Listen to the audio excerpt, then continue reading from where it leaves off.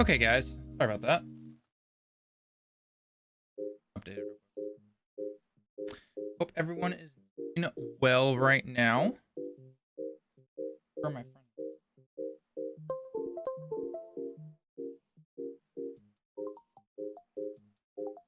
But yeah, we're gonna do some discussions first. Yeah, this kind of plays out, and then we'll get into some gaming and all that kind of fun stuff. So.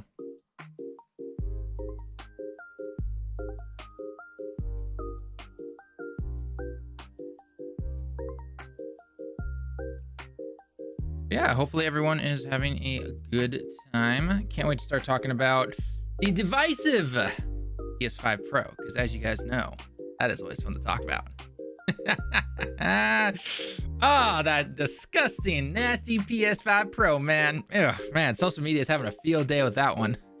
Oh, I cannot wait to talk about some stuff, because might trigger some people. Not gonna lie, could trigger some people, but we'll get into that in a bit, because I was at the notifications, but no, because it is very interesting what people are saying online, but then what people will do in like reality, essentially. And I actually have a comment that I have screenshotted from our chat, like not our chat, but like one of our videos from like the last day or so, I should say. And I'm like, all right. Okay, we will definitely be discussing that, so don't you guys worry. We are definitely gonna get into that. In fact, let me make sure I have that up so that I don't have screenshots. Yeah, this is oh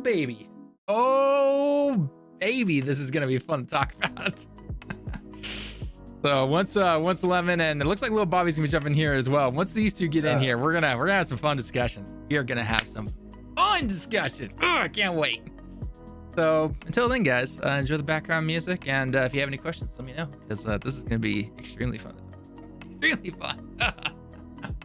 Honestly, when it comes to this whole PS5 Pro thing, I honestly, like, one, I expected the price, but two, like, it's just, yeah, I'm like, okay, yeah, it like would be nice to have, sure, but yeah, you know, I'm not gonna buy it. Although I will say, little side story here for those of you who don't follow me over on Twitter at Gaming Tallen.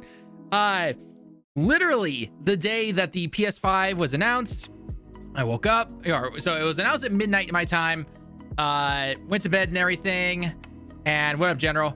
Went to bed, woke up, had to make a video on the PlayStation 5 Pro stuff, just talking with my coworkers and everything. And as we were talking about the PS5, I was like, you know what? I haven't cleaned my PS5. I usually clean my PS5 like twice a year. You know, just simply open or take the plates off, you know, little brush in there to get into any of the weird spots, or, you know, blow any compressed air if I need to. Obviously all unplugged and all that kind of stuff. And I ran my fingers along the top of it, like where by the fan was and everything, just make sure nothing popped out, or, you know, I didn't hear any clinking sounds or anything like that. And all of a sudden, this one little wire was a little loose, and I was like, weird. So I lifted up the it's not like a folder tab or anything like that, but it was like this protective sleeve, essentially, that it basically kept the cables out of the way for like the fan, and then I think there was another one that connects to the motherboard. And so all it does is simply it keeps it out of the way and protect it a little bit. So I lifted it up a little bit, which is normal, because especially if you want to, you know, really like actually remove the fan within the PS5, you can easily do that and everything. And one of the cables was like gone, like at the seam, essentially, like that. And I was just like, holy shit, has my fan like not been working at all? And then I was like, okay, hang on. I've never gotten any kind of like heating errors or the system turning off or anything like that. So what happened? Like, was this just recent or something like that? Or, you know, was it really my finger just moving along the cable? Was it that loose? I wasn't really sure. So I was like freaking out, and I'm like, okay. Let's calm down here a second. My wife came up and she's like, look, there's a repair shop that they do everything from phones and all that stuff. I will, we'll give them a call real quick, and, you know, maybe you can bring it in tomorrow. I was like, okay, just fix a cable, right? Nothing too crazy.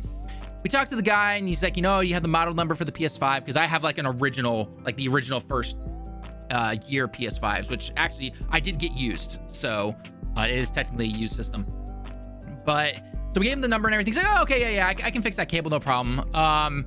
Just bring it in tomorrow. It'll cost you Neiman, which basically is $200. And I sat there like, excuse me? $200 for a cable? And I'm like, nope. Hung up. And I'm like, okay, like what am I missing here? Like, am I really gonna have to replace my entire PS5? Which, keep in mind, they just went up in price here in Japan. So I'm just like, oh, mother. So I'm just like, okay, what can I do? And then my wife came to the rescue again, and she's like, I found these online. Would these work? And it was just basically replacing the fan, which obviously comes with a cable attached to it. And I was just like, that makes so much more sense. It was like $30 for the fan and the cable, obviously attached. And I was like, purchased. Next day, threw the fan in, kept one of the sleeves off on the PS5, plugged it in, turned it on, fan worked perfectly. All safe. So I averted a catastrophe because I'm like, are you kidding me? The day that this Pro is announced, my PS5 might not be, oh my God.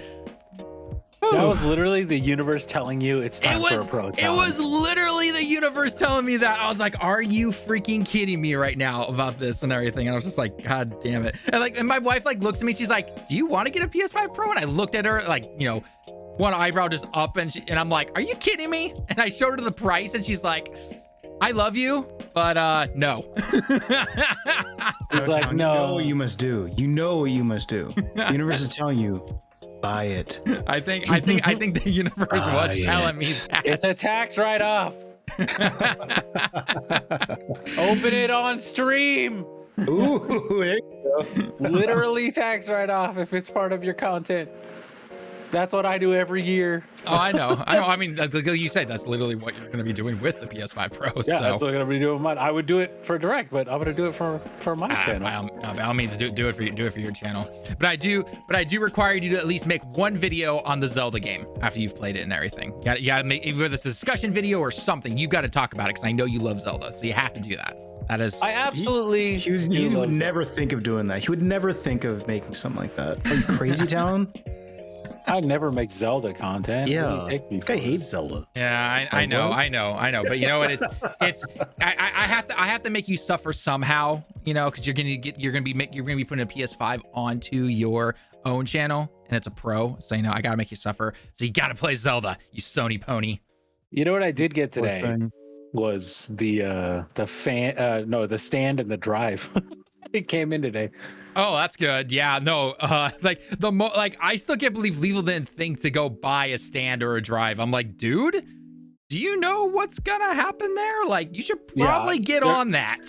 There are people trying to sell the drive for $300 on eBay. Yeah. It's like, oh, I hate scalpers so much. I was I'm not falling and that's one of the reasons I was a little scared I had to replace my PS5 because I was like, because the PS5 I have has the disc drive just built into it, right? Yeah.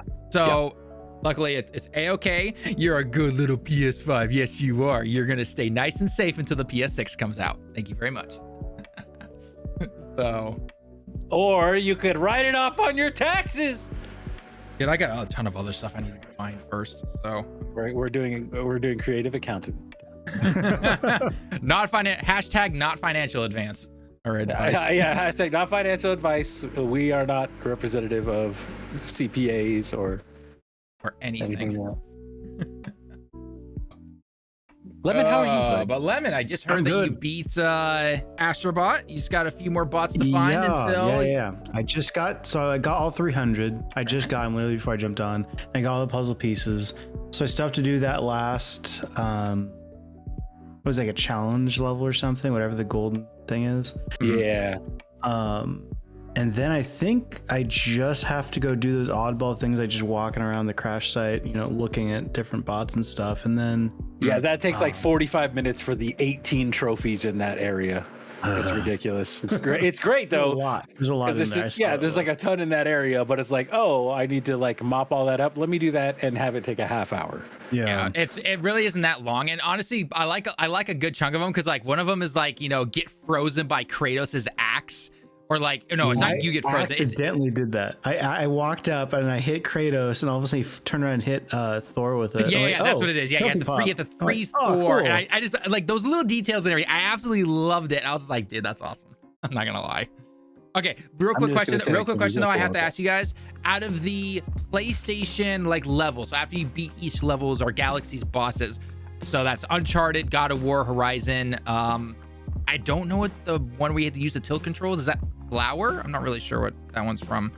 Loco Roco. No, Loco Roco. Okay, yeah. that's what it is. Okay, so out of all those, which one was your favorite? Ape Escape or Uncharted? Okay. Yeah, Uncharted for me, but Loco Roco is a very close second. I was not expecting Loco Roco at all. I wasn't either, but it was great. Whoa, I forgot about this game. Holy crap. Everyone did. Even Sony. Yep. For me personally, I'd have to go with the God of War level. Uncharted was a close second though.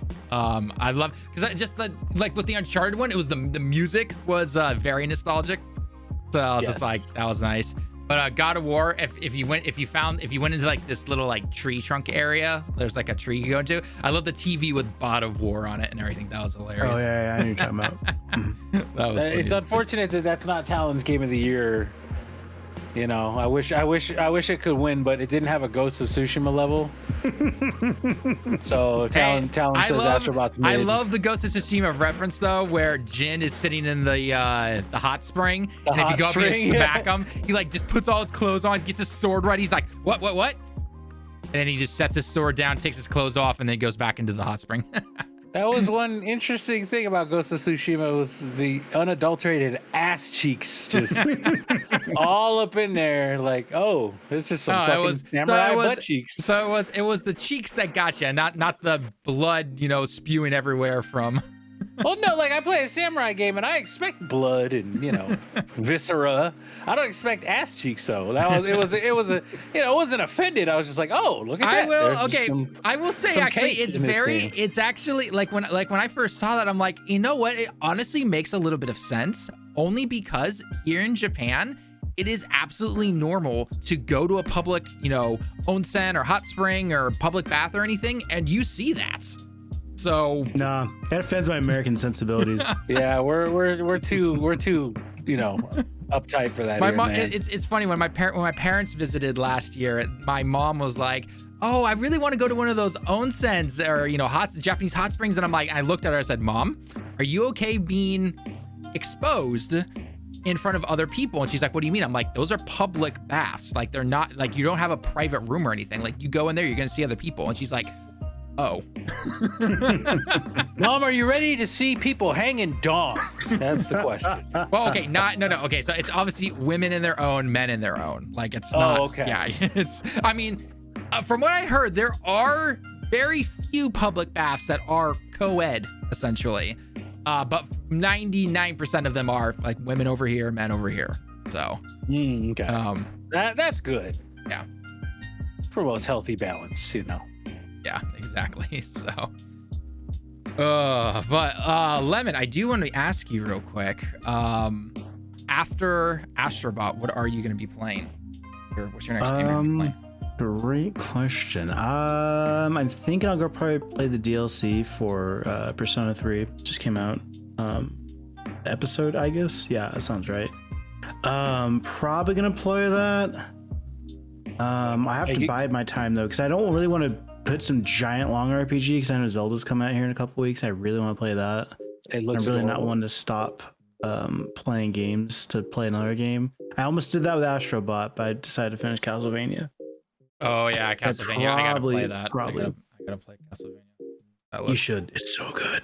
It's a very good. I know. I'm just trying to find the time right now because I'm trying to do that Visions of Mana thing. It's mostly. I'm probably just gonna do a stream like Bobby recommended.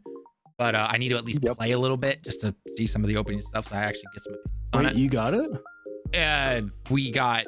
Oh, yeah. Cool. Tell me how it is. Yeah. So I mean, again, you played the demo. So if you played the demo so far, like, it's exactly what you expect. It's all the good and the bad of the old like kind of PS2 era type of games like that.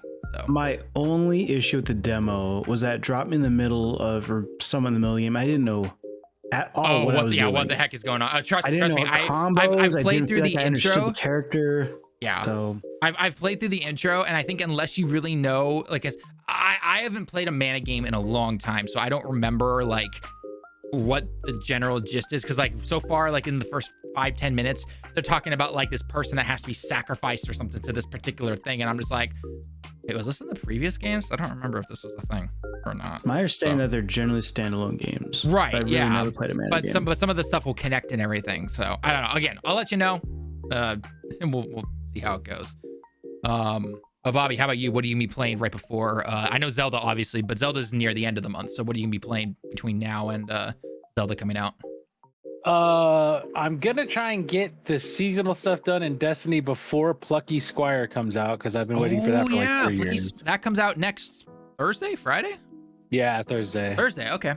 Very nice. Yeah. I'm gonna have to wait till Friday because I am working Thursday all day, like 9 a.m. to 9 p.m. Yeah, makes sense. So, but after that, I'm probably gonna hop right into it if I don't pass out immediately. Yep.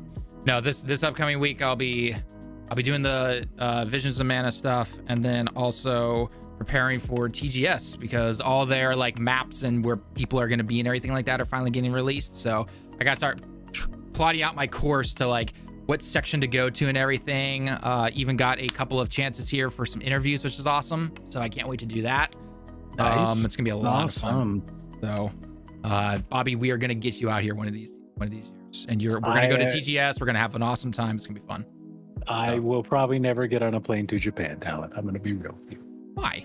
That's a big ocean there, buddy. And dude, I have flown. God, how many times have I flown that across the ocean? I've been completely fine. Heck, Lemon did it. Lemon made the trip.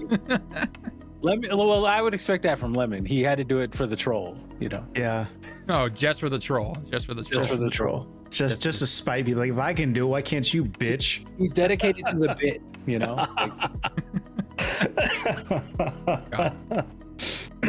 All right. Well, okay. So first thing I want to kind of discuss is I want you guys to take a look at this picture up on screen right here.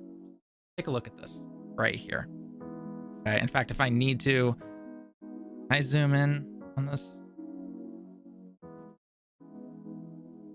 Look like I can. Maybe. Oh, here we go. Zoom in.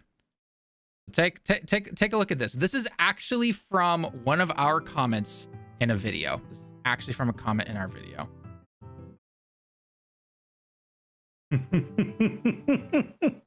Yo, people need to learn to not do that. So that caveat still applies. We're not going to give financial advice. However, Rent-A-Center is never your friend. You should never go there. You should probably never even stop in there. You shouldn't even look at it. It might give you bad vibes or something. Holy shit. I'm not surprised, but that is hashtag terrible. Not financial advice or anything, but like when I saw this comment, I'm just like, wait, are they serious? Are they absolutely serious? Yeah, like the thing about Rent-A-Center is they want you to rent the whole center and pay for that. Yeah, so I know. You're not paying for the console. You're paying for the console. You're paying for their lunch. You're paying for their electrical bill and all that stuff. So, man, I can't. Yeah, don't buy anything through Rent-A-Center ever. Yeah. So if you guys wonder why I even have this comment up to begin with, it's because obviously things like the PlayStation 5 Pro are a big talking point right now, obviously. And Lemon, since you're here, we got to get the trio conversation going for one last time. Because I'm sure by next week, everyone's going to forget about this and move on, essentially. But even people like Jason Schreier, look, I love Jason Schreier's, comments and his articles and everything. This one just kind of feels like a lot of like, yeah, we already knew that kind of thing. I don't know if you guys have read this or anything, but again, he's doing the typical thing, or like everyone is essentially with their titles, shows the, video game graphics race and everything. But he goes down to here using the titles like, diminishing return and everything. The most striking thing about this week's PlayStation 5 Pro reveal wasn't the internal power or the sticker price, it was the games. And again, I think we already knew that there weren't going to be any games really showing off at a technical presentation, I will say. It would have been cool to maybe tease it at the very end, like one particular game or something. Yeah, sure, it could have been. But, again, a lot of people are expecting to get some kind of state of play in sometime in September, right? We're not exactly sure when or anything like that, but a lot of people are still expecting that. But it's interesting if you actually just go through this article and everything. I feel like it's kind of just again stating the obvious that we kind of already knew this stuff. A lot of it is going like into here. So like in the past, each console generation brought forward massive leaps where I thought the whole point of the pros were kind of a mid-generational, refresh, not really a generational leap. But he does point out one thing that I do absolutely 100% agree. And I think it's that we have reached kind of the graphical fidelity, I think, that we can expect with games going forward, right? So instead of, going from like the PS1 to the PS2, PS3 to PS4, and it's at some varying degrees, there have always been like, oh, holy crap, that is next gen. I got to move up to that, right? Whereas now that's not really the case. We're going for more, realistic effects in certain games, or we're going for more particle effects, or, an Astro Bot, going for more physics and having things on screen that you can bump and interact with and everything like that, which obviously take just as much graphical and CPU power and everything. But I think in terms of like, if anyone's expecting going from like the PS5 to the PS6 or Xbox Series X to whatever Xbox calls their next console, don't expect that to be some huge graphical leap or anything like that. That's just not the case. It's gonna be very PC centric, I would say, where you have these, what look like smaller increments, unless you have the ability to purchase, going from like a 1080p screen to a 4K screen, or, getting a 1080 to a 490 or what, again, obviously those are huge leaps and everything. But regardless, anyone expecting that we're going to be able to start seeing graphical improvements to certain things, I just don't think that's really a realistic case anymore. And I would not be surprised, because this has brought up a big talking point, is will we be seeing to the next generation of consoles, will we be seeing another $500 console, or is $700 going to be the new standard going forward? And a lot of people are, I think, worried about this for a few reasons. One, because console gaming has always been more of a cheaper way to get into this, hobby that we all love. And you sacrifice the quote unquote like customization and the huge graphical upbringings that a PC brings you and everything for hey, I plug and play basically, right?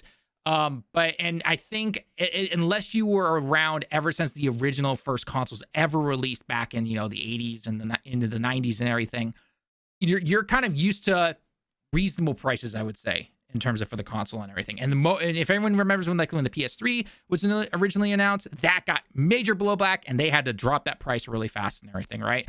Whereas with now, we're in a very different economy and everything like that. So I want to ask you guys, do you think we're going to see the next generation consoles at the same price that we saw with this generation, or do you think it is going to bump up an extra $100 or even potentially $200? What are your thoughts on that? I don't know, maybe. I don't know, maybe. I'm going to be realistic with everybody. It's going to go up. Like, what has to? People are complaining. I remember when like the iPhone 4 cost, like $500, and people were like, "Oh my god, why is it so expensive?" And that was like for the base model. Now, if you look at the base model of an iPhone, it's like $800. I thought the base price of an iPhone was like almost $1,000 at this point, wasn't it? No, that's for the pros and stuff. Yeah, the Pro. Okay. I think the base one's already at 800. Okay. Yeah, but they're about $800. Like, you look at the Samsungs, the same thing. The Galaxy. If you get the Galaxy Note, especially, that's going to be like $1,500, right? Yeah, the fold. Yeah, and with technology, it's just as simple as we used to have it where it would get smaller and cheaper, and it's just not doing that anymore because of. I mean, part of it is because of resources, but part of it is because the companies know they can get away with charging X amount, and people will buy it. But yeah, like you got to think too. People are still saying. We talked about this earlier this week, Tallen. People are like, "Oh, just build a PC." I want to get into that. I brought up this clip. I brought up this clip that I found, and I want everyone to watch this real quick. Okay, so everyone, just go ahead and listen up. This is between Digital Foundries and Destin over in IGN, and it's the same thing, saying like, "Should you just simply buy a PC?" Okay, so I want to listen to the whole clip, and then we'll go from there. Okay, so all right. At this point, because this is quite expensive. Yeah. What do you imagine that would cost? Probably a fair bit more. I mean, you need to have the GPU that you're going to need. I mean, if you consider a holistic view of all of the different components, the enhanced ray tracing. No AMD GPU has that at the moment. The machine learning block, no AMD GPU has that. It's almost like essentially an NVIDIA style feature set, but made by AMD. And the closest equivalent GPU you'll be looking at would be the RTX 4070. The 4060 is quite close to base PlayStation 5, factoring out machine learning and ray tracing. So you're looking at a 4070. I looked on, I think it was Amazon yesterday, Amazon.com, and the cheapest one of those is $540. So beyond that, you've got to get a CPU, a motherboard, memory, power supply, case, 2 terabyte SSD. So it is going to the costs are going to ramp up, right? Then you have your mitigating factors, which is that you aren't paying however many dollars per year for the glorious honor of being able to play online and have cloud saves. So you've got to kind of, maybe sort of amortize costs over the year to get a proper idea of what the actual comparison is. I do think maybe, though, we might be slightly missing the point, because if you consider what the PS5 Pro is, it's a machine that's designed, I don't think it's for new owners, right? It's for people that have got a PlayStation 5, but they've got the disposable income to have a better PlayStation 5. And I think that these guys are going to have an existing library of PS4 and PS5 titles. And to make the jump out of the PlayStation ecosystem and into the PC ecosystem, then you've got to leave those titles behind. Your entire library that you might have amassed over like 10 years, you've got to leave that behind. You've got to start from scratch, which I think is probably going to be a step too far. Yeah, I honestly agree with all of that. We talked about this. Bobby and I talked about this, Lemon. I'm not sure if you saw the discussion video that we posted up on the channel already, but Bobby and I, and along with Lethal on the channel, we discussed the whole part about everyone saying just go into the PC realm and everything, where realistically, if you want to get a particular power level of a gaming PC, prices are not what they used to be, unless you really know how to work that secondhand market, which obviously a lot of people don't. 2, you have all the side peripherals. You got to get a good monitor to be able to see those frames if you actually want to be able to play at those levels. You obviously got to have a mouse, you got to have a keyboard, you got to have a desk. I mean, especially if, maybe you don't have a desk or anything like that. So there's a lot of things that I think when people say like, oh, just build a PC at this particular price, and it's like, there's some parts in here that could definitely either be improved, obviously, but like at the same time, you're looking at those parts going like, that's actually lower than what the current gen consoles are doing and everything like that. Unless, of course, that's what you're trying to go for, which is perfectly fine. If you're simply trying to enter into the PC game, realm, essentially, if you want to call it that, then yeah, you can easily go cheaper than the PS5 Pro. That's doable. But if you're trying to hit the same level, I think that either the current gen consoles or the PS5 Pro or anything like that are trying to hit, especially again with either 4K or 1440p at 60 FPS, you need a decent system, essentially, right? You can't go into the used market, buy a 1060 and expect to hit 1440p, high graphics on all the latest games and everything. You just can't. That's not doable. So I'm glad that they have someone, though, from Digital Foundry kind of saying, like, look, if you like the again, he explains exactly what the PS5 Pro is for. It's not for new people coming into this space. It's for people who want the best experience that are in the PlayStation ecosystem. That's clearly who it's for, right? It's just like with the iPhone, normal version and then going into the Pro version, right? You don't need the Pro. But if you're somebody who is just indulged in the Apple ecosystem, you like all those fancy features and everything, then yeah, that's for you, essentially. But again, saying that, you can just leave it behind and everything, that, he even brings up a point of your library, right? That's why with the PlayStation 4 and the Xbox One, heck, even Phil Spencer said this, that they lost the console war, as stupid as the console war is and everything like that, because that's where everyone's digital library is.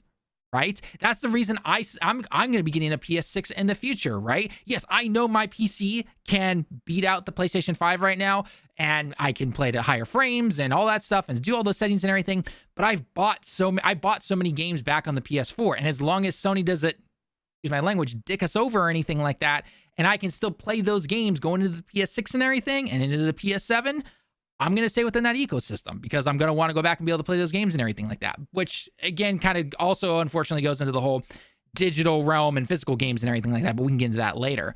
But Lemon, I want to get your personal thoughts and everything when it comes to the whole like PC side of things. Like, should you just jump into the PC side or anything like that? Do you agree with this little clip here, or do you like? What are your personal thoughts on it when you saw all that stuff? I'm assuming on social media.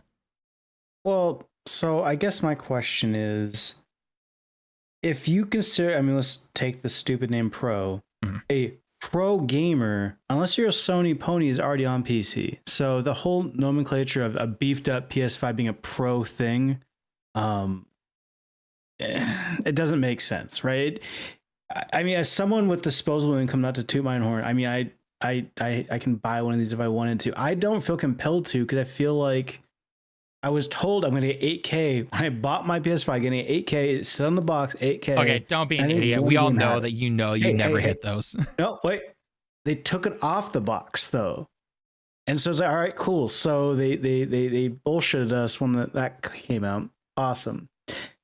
And so like so far, I mean, sure, the PS5 has been solid enough, but I mean, until we, get this console out in our hands, I don't trust them to not kind of pull the same thing again. Probably back to 30 frames a second, maybe a bit more ray tracing. I'm not sold on this as a product. So the whole notion, to go back to your original question though, I mean, I think it's apples and oranges to really compare console to PC, and that's always been the case. I mean, a PC, you pay a lot more money for it for sure, but it does a hell of a lot more. Right. Notice how you are on a PC now to stream this. You're not on a PlayStation streaming. Right, exactly. Right? The PlayStation is for game. It's a console. It's for gaming. That's what it's for. So as a cost proposition, just to say it's a stripped down version of a PC, it does a specific thing. It does well. I would say, I think everyone can agree, at least a PS5 can run games well, better than a potato.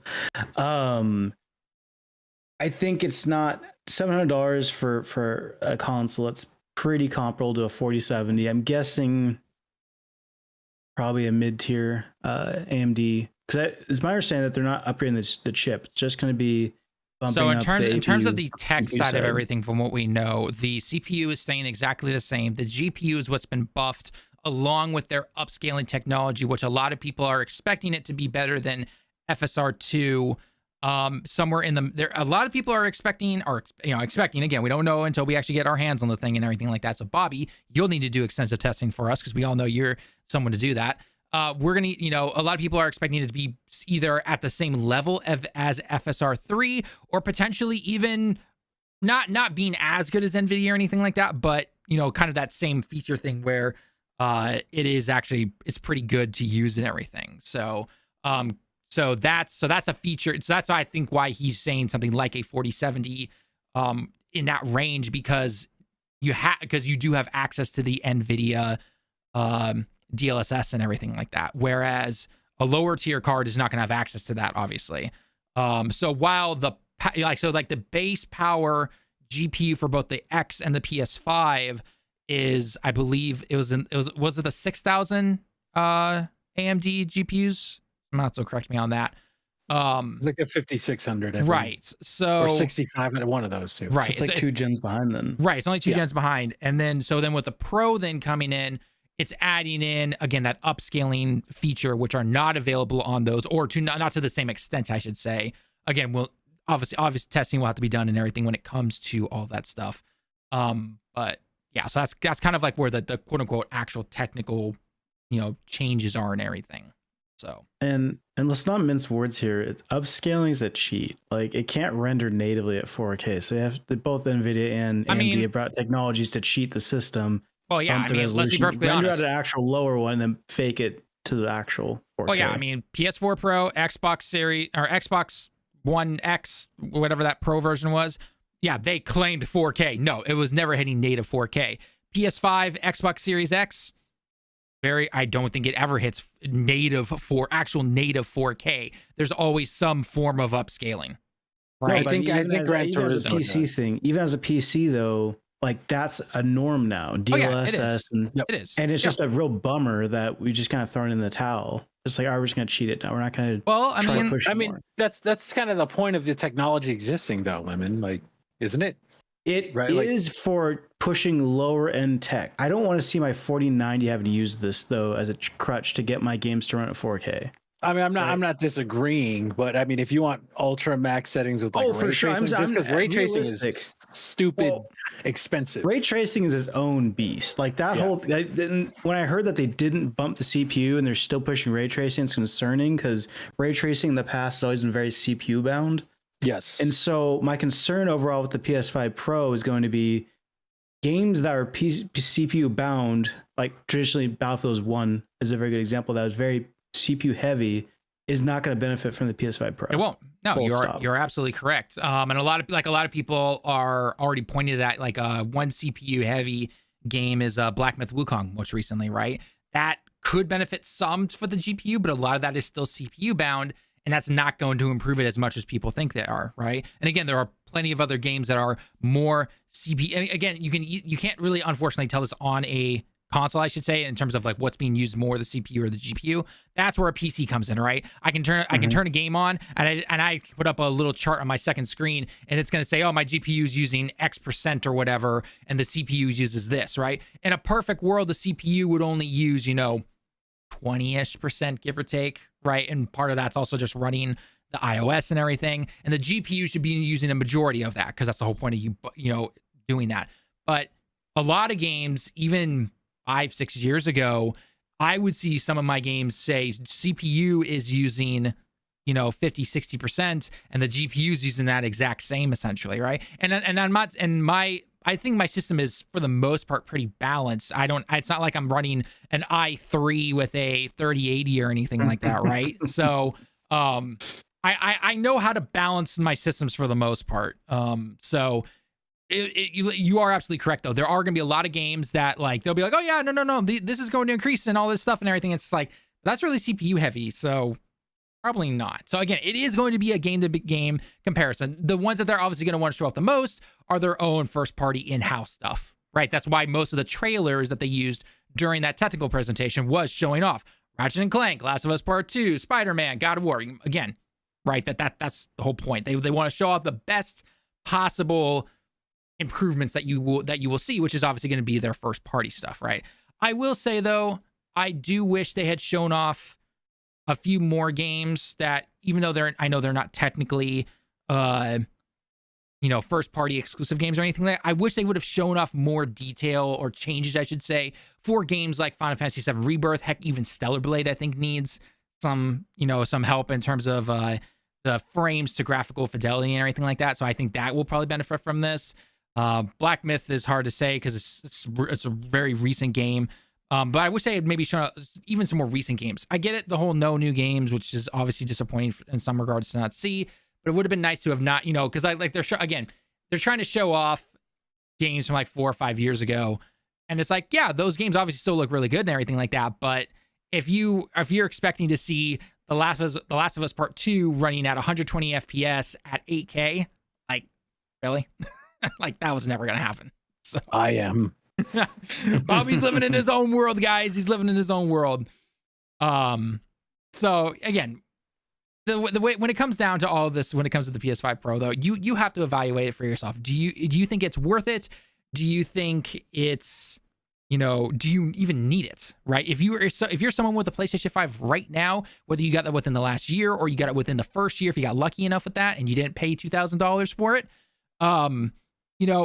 it probably is not worth it to you, again, unless you are somebody who like has that disposable income and you like having the best quote unquote console and everything, even if it is minuscule changes. And I will say this, and I know Bobby, you and I said this in our video and everything already, where anyone trying to compare like the current PS5 to what limited stuff we've seen with the Pro and everything, obviously, if you're trying to compare that on a phone screen on Twitter, you're not going to see any differences, guys. You just aren't, right? Especially because most social media, even YouTube and everything, like their default settings are going to be like 30 FPS, 720p half the time. Especially if you're not on home Wi-Fi and you're like if you're in your car and you're on the train or something like that, right? So yeah, obviously, no duh, you're not going to be able to see any differences.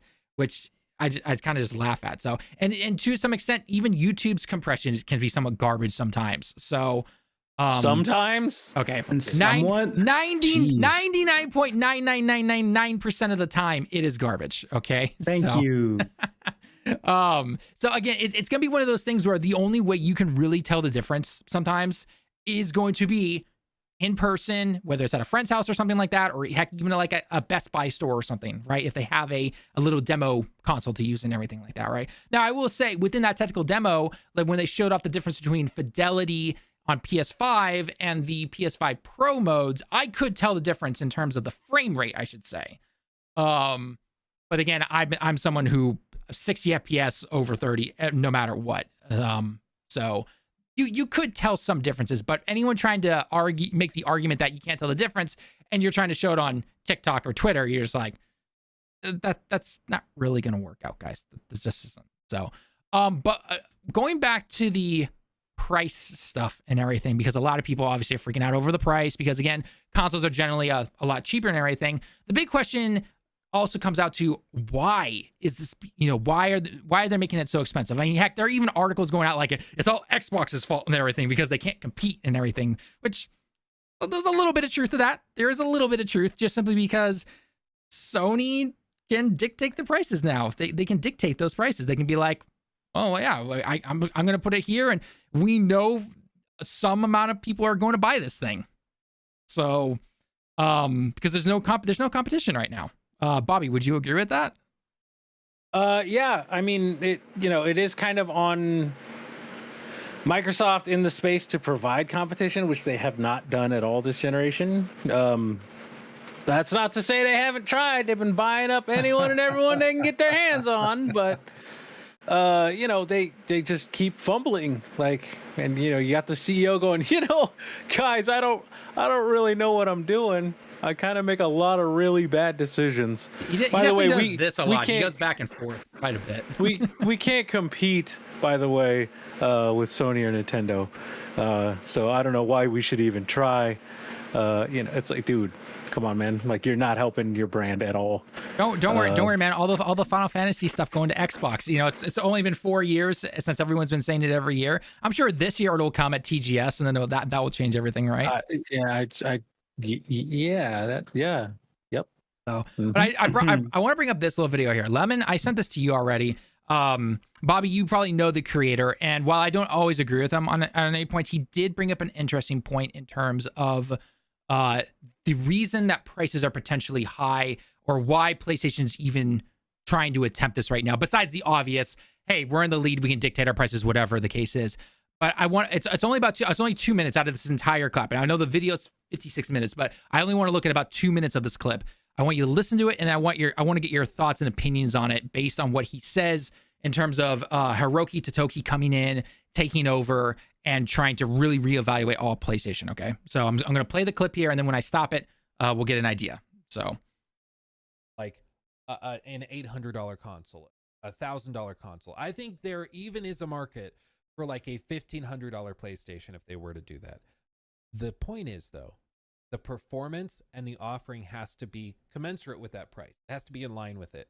And I feel that this PS5 Pro doesn't seem to be doing enough to justify even the $700 price tag. If you're going to buy a $1,500 PS5 Ultra, whatever, it better perform like a $1,500 PC at the very least. It better perform very, very, very well. It better be doing everything cranked out the ass. But I feel like this PS5 Pro for $700 is doing basically what the PS5 should have been doing from the start. So it just doesn't feel like it justifies that price point. And to remove little bitty things like the vertical stand and to remove the disk drive, to me just seems like penny pinching, margin enhancing. Yes. It takes us back to discussion that Hiroki Totoki said, the new CFO of Sony. He came in and reevaluated all of PlayStation, and I'm convinced he pretty much kicked Jim Ryan out and said, you're gone, because he came in and saw that their margins were at 6%. And there's been many analysts who have talked about this, so don't think that I'm like breaking news here. But basically, for every dollar that was being spent, or being taken in, rather, you could say, it depends on how you frame it, but they should have been making about 20%, 20 cents a profit on each dollar of revenue that comes in, right? Like, this is how much they should have been taking. Jim Ryan, the way he ran PlayStation, wasting so much money, they were down here. So is it Hidoki? I don't know, Totoki, that guy. He came in and said, what the hell is this?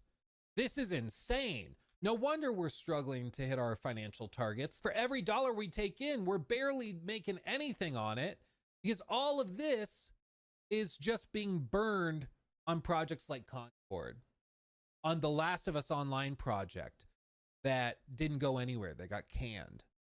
All this money is being wasted. We need to widen that margin. So what does he do? He comes in, and now you're seeing the result of it. He's demanding higher margins. That vertical stand, yeah, it probably cost him 2 cents. But if we can sell it for $5 or $10 a pop, $30, even a million people, that gives us a little bitty edge. That's just enough to make a little bitty difference. Oh, the disk drive, we could include it. But if we don't, then some people will buy it. And that will give us a little bit more. Just a little. Doing our own upscaling instead of relying on other companies. Maybe it attracts investors. Maybe it also means that we can license it out to other game developers. Okay, well, we get a little bit more. That's the whole thing with this. Like, it's so transparent what they're trying to do. They're just trying to widen margins however they can, because Jim Ryan was a moron and screwed everything up for so many years that now they're trying to dig themselves out of the hole that he. All right, so I want to get your guys' thoughts and opinions on that right there. Lemon, I know I sent you the video already, so Bobby, I want to get your personal thoughts on that. So do you think that aside from Sony simply being able to, again, dictate the price because there's really no competition or anything, do you think this is also them just trying to get their margins back up and everything? And so how do you do that? You penny pinch, essentially, right? You break things apart that are not technically needed and you sell them separately. And I mean, again, we've seen that already with the disk drive and the stands right now. I mean, at least the disk drives, they're sold out everywhere right now. The moment the PlayStation 5 Pro was announced, they're sold out for the most part. So what are your thoughts on it? Do you agree with them? Do you don't agree with them? Parts of it? Like, I just want to get your thoughts and opinions. I thought it was at least an interesting little section of his video right there. Yeah, I mean, Luke Stevens, he's a smart guy, but he also is a guy who's always, and this is a thing with a lot of the content creators. I don't know, a lot of the main, let's say like the mainstream content creators, like you see, like, and I'm not saying they're the same, because the second name I'm going to drop here is a vile, disgusting creature, but like Luke Stevens or Asmongold, right? All of these big content creators are like, just get a PC, bro. And like, it's always coming down to like, hey, you hear Luke Stevens in every video go like, well, I play tested this on my 4090 and my Ryzen 9, 98 million X system with 256 gigs of RAM. And it was just terrible. It just runs awful. It's a terrible game. And I can't imagine trying to run this on an Xbox or a PlayStation. So that aside, like that's the mainstream narrative for a lot of these big content creators now. Do I think Sony's trying to make money? Yep. Like, if that's the question, yes. Like, are they going to do it? And again, it comes back to they don't have competition right now, so they can kind of do whatever the fuck they want. And I'm not saying it's right, but we really need competition. What I think is going to kind of give them a kick in the ass is Nintendo coming and pricing their, probably the most highly anticipated console on the market right now. And if they, the rumor is that they're going to price that $400 base and then $500 for like the big kid model, Wait, which there's rumors about it there being a big kid model right now? Yeah, either the thought that there's a base model and it's either storage or it's An OLED? Green An OLED, maybe, an yeah. OLED version. OLED. Okay, I can see that. So like an OLED could be 450 or 500, right? While the base model is 400, which means we were both right, by the way, Tallen. Check the clip out on YouTube if you guys want to know what we're talking about. But hang on. So then because if I remember correctly with some of the rumors, again, this is all rumors and everything, we don't know yet and all that stuff. But from what I've heard, there are rumors saying that the next chip that they're going to be using within, let's just call it the Switch 2 for now, the next chip that they're going to be using is supposed to be integrating parts of NVIDIA's DLSS, if I remember correctly, or their upscaling technology, which means that if Nintendo, even if it's a section of how good the NVIDIA's upscaling is, because let's remember, the upscaling from current NVIDIA cards, the 40 series and everything, everyone always touts as like the best of the upscaling area, right? So if Nintendo 100%. even has a section of that within their new console, then that could bode well for those people who like those higher graphics and everything. But obviously the Switch is still going to have their amazing library of Nintendo IPs and everything like that. So am I reading into that correctly? That if that is the case and they price it at $400, let's just say, for example, then we could easily see Sony start to feel that. Oh yeah, absolutely. And but the thing is will it cause Sony to lower the price? I don't think so, because I mean, Nintendo this is one of those things that it's hard to really debate. Like Nintendo fans like me, I'm gonna buy the Switch 2, right? Because I'm a Nintendo fan. I'm gonna buy the PlayStation stuff because I want like the best console experience, right? So that's what's gonna get me to buy a PlayStation Pro. In terms of those things, they are separate in my mind, right? I have a PC for the best gaming experience. I will have a PlayStation Pro for the best console experience, and then I will have a Switch because Nintendo. And Right. I feel like there's a lot of people who are enthusiasts about gaming and or tech who think the same way that I do, where they go, well, I have the money, I want the best, experience out of my PlayStation. If Xbox could really promise me the best experience, the games to match, then I'd do that. But right now, even in tons of people said it in the high-end console market, I don't want to say Nintendo's like for kids or whatever, because that's stupid. Nintendo's great. Like every one of my friends loves Nintendo. But at the same time, it is a different market in that it's a handheld.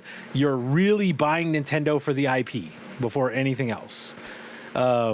And Sony, like a PlayStation, I'm buying for the IP, but I also buying because sometimes I want to kick back with a third-party game, And so that lends itself to me being able to do that with 60 frames in more games, which is important to me. And again, if Sony had that competition from Xbox, I think, man, they would do that. But one of the things is I've seen a lot of people say that the Series X is not really that far off the Pro. Now, I don't know if that's true. I'd really have to look into it after both are dropped. But from my understanding, the Series X is 12 teraflops and the PS5 Pro is like 35 or something. So that sounds like a pretty hefty difference to me. Because like the X and the PS5, the base PS5 and the Series X, like I know the Series X is technically more powerful, but it's like your average person cannot tell the difference at all, right? The only way is to like look at each like teraflop essentially. You can't use flops as a unit of measurement. People have been trying forever. It's a flop is a floating point operation. Effectively, how fast can you run through a matrix? But that's not relevant anymore because we have ray tracing, because we have stupid high resolutions. Flops is not useful as a metric anymore. It's like putting a Dodge engine into a Prius. You got to upgrade the tires too, otherwise you're going to be spinning the whole time. So I think using flops is a very terrible thing, as we have seen now, where there's plenty of PS5 games run better than their Xbox Series X equivalent. Right. So and a lot more to the story. Right. And flops. So like, but again, the story back in 2020 was that the Xbox Series X technically is more powerful than the base PS5. But the big changes now with the Pro are within the GPU. So I do find it very hard to think that the X is so close to the PS5 Pro and everything. So yeah, okay, yeah, sure. I guess you can run with that if you really want to, but I'm sure once the actual system is out and Digital Foundry and all those guys are actually literally taking it apart and looking at everything, you're probably going to find that in terms of like the GPU at least, again, the CPUs are not changing or anything, that the PS5 Pro GPU is more powerful, obviously, than the X. That just logically makes sense, I would say. Yeah. Yeah. So, I don't think I'm breaking anyone's mind here by saying a more expensive, newer technology in terms of the GPU is more powerful than a 5-year-old GPU on another console. I mean, again, so if you're saying that the X's GPU is technically really close to the Pro GPU, then what you're saying is that the base PS5's GPU is the same thing. It just doesn't make sense. Well, So- I think they're both the same platform, Series X and PS5. I think the Series X just might be a bit overclocked. I think it's literally the same chip. I have to go back and look at articles and all that and videos of that stuff back in 2020, but like it's pretty much the same. Like it's pretty much the same. And like some people have pointed out online in terms of developers and everything, they haven't really been able to utilize the X to its full potential because it has to also do the S stuff. So, and obviously previous gen for certain games and all that stuff. So it may be the quote unquote most powerful console currently right now until the Pro comes out, but no one's been able to take advantage of it. So not to the same extent, but couldn't the same argument be made now for the PS5 Pro and the PS5? Because you have to support the PS5 now. Maybe they can't eke out as much power out of the PS5 Pro because you still have to support the old one. It depends because again, you're not with no CPU change. Maybe the GPU maybe that upgraded GPU allows them to do certain things a little bit better, but not necessarily have to change their entire philosophy in terms of where they start when they make a game and everything like that. Because again, it's individual. Aside from your first party stuff, it's going to be individually based for third party games, right? So someone might say, yeah, I want to use make a PS5 Pro addition to it or something like that to bump up some frames or bump up some fidelity stuff. Others are going to be like, no, I'm just going to make it for the base X/PS5 and call it good, essentially. So it does come down into, at least from what I understand, it is based on however, whoever's making the game. Sony obviously will make their first party game or first party developers have that feature in there. So I wonder if it's just like a frame rate cap. You know what I mean? It could be, because I was watching something with again going back to Black with Wukong because it's from Digital Foundry, and they were discussing how the Pro could improve the performance on from the PS5 to the PS5 Pro in terms of Black Myth Wukong, because right now, if you don't know, Black Myth Wukong, it doesn't run that great. It really doesn't. So they were talking about how because there's a performance mode, a quality mode, and then there's like a middle mode essentially. I think it's like a balance mode or something like that, where it's supposed to be, obviously it's literally what it says. It's in the middle of that, right? It's supposed to hit like 40 frames or something like that. Yeah, the 45 frame. Right. Yeah. But they compared it to how the developers of Star Wars Outlaws and the Avatar game that came out last year, how what they did with their balanced mode had to do with like a 120 hertz bowl essentially. So it's kind of like it's at least the way I interpreted it. It's like having the uncapped frame rate, but it only obviously hits a certain frame rate. So again, 40, 45-ish or so. But by doing that, apparently, and then with whatever the Pro, again, this is all speculation, but whatever the Pro is supposed to be doing, should be able to help bump that up, I guess. I'm not sure exactly how. Again, they're the technical experts. I know maybe a quarter of what they're talking about. So we could see something like that potentially, is all I'm saying. Yeah, I mean, we got to think too. Getting to this point, and I think this is one of the things that we have to understand is consoles really now. Everyone's like, well, they're supposed to be the cheap entry point. It's like they're PCs now. Let's be real. Like they're gonna go in and they're gonna turn on features, right? Like the ray tracing. They talk about how they can get the ray tracing like 3 times faster or whatever, right? They're gonna just like turn that off for the base PS5. You know, like I'm fine with that. Oh, you gotta, yeah, and I'm okay with that. Like I play games with like the baked-in lighting and it looks great. Like I have no qualms with that at all.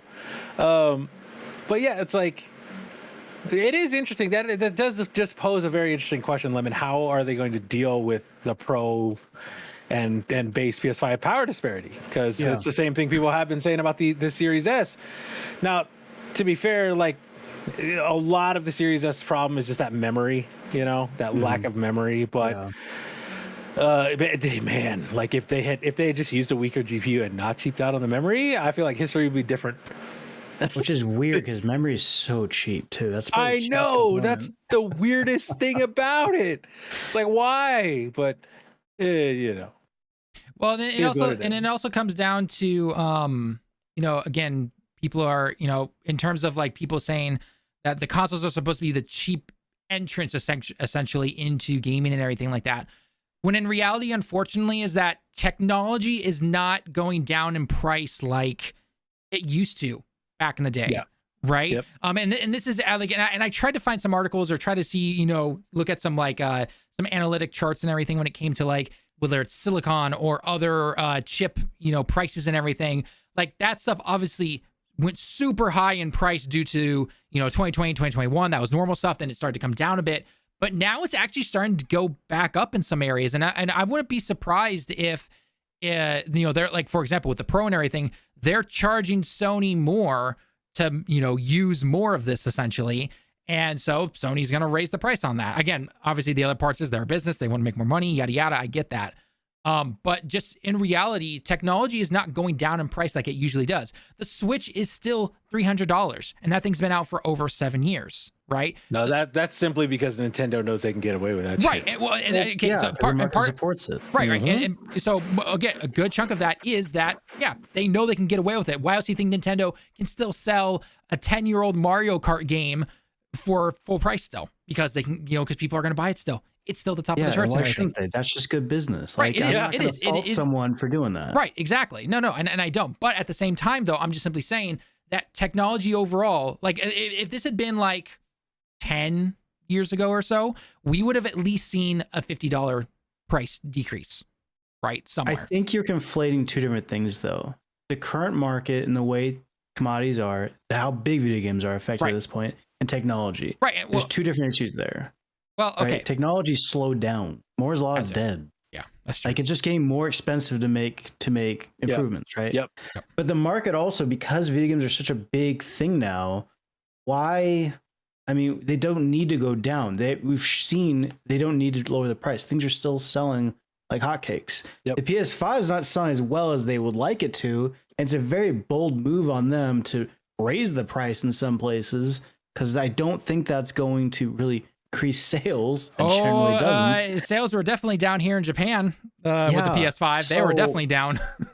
Well, so in my mind, that just means Sony's taking the Porsche or Lamborghini route. They raise the prices knowing they're not going to sell as many, so they make more money, going back to the profit margins on individual units. They're not. They're moving away from the Toyota model, which is throw as many out as you can, and go into the luxury model. And again, that comes down to, you know, they used to have someone who would make the Porsche and force them to keep those prices down, and now they really don't.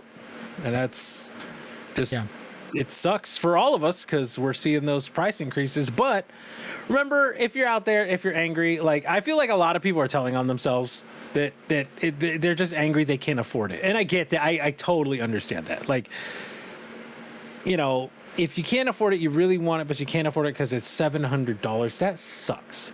But like, I firmly believe that if you have a base PS5, you're still going to get a solid experience. I went through the whole PS4 generation without ever upgrading. I had my same PS4 that I had from when I bought it, you know, and it was like 3 months into the console. Yeah, so, I got a Pro. I got a Pro. Well, look at Mr. Moneybags over here. Hey, he's Mr. 4090. No, you want to know why I bought a PS4 Pro? This Why? is the stupidest reason. Because it had a better Wi-Fi spec on it. Yeah, that's why I'm buying I want a that gigabit. PS5 Pro. I want that Wi-Fi 7, dude. I don't think Gabrielle, thank you so much for the follow. Much appreciated. I Or don't sorry, know what thank you Wi-Fi for the 7 sub. even Thank you so does. much. But Nice. no, I mean, I mean, again, the other thing to also look at is that's just going back to like, I think to kind of wrap this up as well, like Bobby said, where, you know, it is expensive for a lot of people. And a lot of that, obviously, I know we said some of that is down to global economics and inflation is yada, yada, but it's also just simply the buying power that, you know, I think the average consumer just doesn't have. I'll use dollars just because that's the easiest. That's what I know the easiest. But the dollar or the British pound or the euro or the yen or whatever, it doesn't go as far as it used to, right? It hasn't caught up. Like the spending power that we have as consumers has not gone up to reach those same levels yet, right? Maybe in 2 to 3 years, and maybe sipping some copium there, you know, it will, you know, things will start to improve for us. And then that $700 price point doesn't seem as bad anymore. Again, probably not happening that fast, but you know, just as an example, because I do actually, this will be the last clip I play for this before we move on to other topics. But this, if you guys ever know Colin Moriarty, he used to work for IGN way back in the day, has his own podcast stuff now and all that kind of stuff. But he brings up an interesting point here. So I want you guys to listen to this. If I can get the volume up. Economy, they need to sell the most units here. They need to do the most. People ask, why is the console cheapest in the United States? And it's because it's quite simply the most fluid economy. They need to sell the most units here. They need to do the most business here. But they're going to try to make their money elsewhere too. And unfortunately, these adjustments between currencies are really smashing things. So from a British point of view, European, Australian, etc., I understand the sticker shock is much more extreme. And I think the sticker shock for everyone is extreme because we're just not used to seeing things this costly. But it's what I said earlier, too, that I think is really important, is that you have to really determine this based on where you are in your life, your own individual life. And it reminds me of when PlayStation 3 Slim came out. As I've told the story in the past, I had access to PS3 when I worked at IGN the entire time. I used to bring one of them home with me, and I kept one of them at home with me, you know, the fat PS3s, but I never bought my own. I refused to buy one until it was $300. I didn't have a lot of money. And to me, I kept saying, I'm like, the value of the PS3 to me is $300. When the PS3 Slim came out in 2009, went to EB, bought one, and got it for $300. That's where I was in my life. That's what I was willing to spend on it. That's what it was. I simply wouldn't have bought a PS3 for any more money than that. You might be in a similar situation in your own life. In fact, many of you are. Money's limited. You live paycheck to paycheck. You have families and other obligations, and you simply can't afford these things. You have to determine where you are in your life. Just like when someone has a great year or a great career or a great, you know, job for years and goes and buys a Beamer or something like that, while the other person drives a Ford. There's nothing wrong with that. It's that some person is at a different place in their life, buying a different set of, you know, a different luxury for a different set of expectations. I just think it's important to determine that these things will change for individuals over time. And as I said, even for PS4 Pro, from a use case, it changed for me over time. But I do understand that the economic reality for a lot of people is not reflected in increasing wages. And that's an economic problem, dude. That's not a games industry problem. I think in games, we've been used to for a long time, frankly, not paying a lot for things. And I've said that over and over again. People don't like to hear it, but it's just true. You know, the game, especially adjusted for inflation, but even in real money, dude, people were paying $200 for an Atari 2600 in 1982. And then they were paying $300 for a PS2 in 2000. It doesn't even make any sense. Things have always been kind of skewed in one direction. And I think we haven't had inflation this bad in the entire history of console gaming. Maybe in the very, very earliest days in the Carter era, right? When you had television and all of that kind of stuff too. But we've not experienced the necessity in some sense of these corporations, publicly traded and beholden to boards and shareholders, unfortunately, in some sense, to have to say, yeah, we need to extract more value out of these things than we ever have, because not only is the cost of just doing business increasing, but look at the economic reality and how difficult it is for us to make a serious amount of money on anything anymore. So I understand it from all perspectives, but ultimately, The consumer is going to have to make the decision that's best for him or her. The one thing I wrote in my notes that I wanted to say is that, and what I've noticed is that people getting mad at other people for buying or being interested in the PS5 Pro. First, kind of wish casting that no one wants it at that price, which is obviously absurd. It's going to sell plenty of units, and the disk drive stuff is clear. All right, so the rest of that is mostly just, again, people, typical online people, this side saying, oh, you're idiots for buying this, and this side saying that, again, typical online feud. But I think the beginning of that clip, though, is just kind of the big wrap up I want to use to kind of bring this all together, is that we've said this for other videos. You said this for about games, about, full price sales, the whole 9 yards. You have to look at your own individual case, and if this makes sense for you, get it. If it doesn't make sense, then don't get it. It's unfortunately that simple, right? I've kind of compared this to, PC tech and everything like that, right? If when multiple types of GPUs come out or CPUs or whatever, right, you go for what you can buy, right? I can never go for a 4090 or a 3090 or anything like that when those come out. I always go for like a 70 or a 60 sometimes, or even an 80 if I'm able to save enough. Right. But again, everyone's at different spots and everything. Why else do you think something like the 3060 is considered the most popular GPU on Steam right now? Right. So the PS5 Pro is just kind of that same thing. Now you have a choice between the normal base PS5, PS5 Pro, or if those are both too expensive or you don't want to support that, you've got the Switch. Right. Or you've got, as much crap as we give Xbox, you have something like the Series S, which is a great stepping point into gaming. Unfortunately, Game Pass now is not the greatest anymore, but it is still a great stepping stone into gaming and consoles and everything. Or heck, even with NVIDIA's cloud gaming now, like they have some of the best things now where you can literally play any game or the top games that are within their system, I guess. And it's all over cloud as long as you've got the internet for it. So, that's another option for you. So there's a lot of choice out there. But again, I think it's simply just the sticker shock is real, just like Colin said. I think within a week or two, things are going to calm down, and, like anything online, you move on from it. Would you guys agree with that final statement, I guess? Yeah. Yeah. I mean, really, the other thing too is like with, and this is going to be very provocative,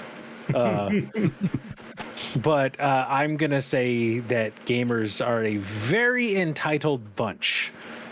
In my opinion, and I'm not trying to call anybody like a bad person or anything, but it's like Colin said there, you expect every console to be like $200, $300, and that's done for a reason. It's done to subsidize the console, or the ecosystem. Excuse me. It's done to subsidize they subsidize it to get you into the ecosystem. Now, with so many people in the ecosystem for Sony, and they go, hey, you can come here, you can go to that other guy that like takes away like the Game Pass promise that they made, and all this stuff. They could easily pull that right now because they know they've got that that pull in the market. Yeah. And if you are someone like Tallen said who just you want gaming, like get a Series S. Like at the end of the day, if you're okay with just having an entry point way into the gaming landscape, the gaming landscape of today, right? You want to play the latest games, but you can't afford a PS5, you can't afford a Series X, can't afford a PS5 Pro, can't afford a $1,400, $1,500 PC. Like the Series S exists, it'll work. It's not what I would do if I could help it, but it is something that is working for a lot of people. I know a ton of people who have a Series S, and they go, "Yeah, it's cool. It works." Yep. It works. You plug it in, you play. That's all you do. And that's even, me and Chin have talked about this before. Like, we would be happy to just recommend a Series S to like a casual. If someone said, "Oh, I kind of like want to get a new game system. I used to have like a PS3 back in the day. What's a good one?" I'd probably be like, Series S. Because it makes sense from a monetary perspective for those people. So I agree with that.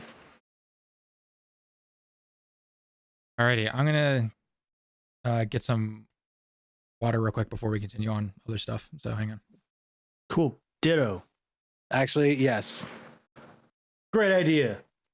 Hell yeah! America.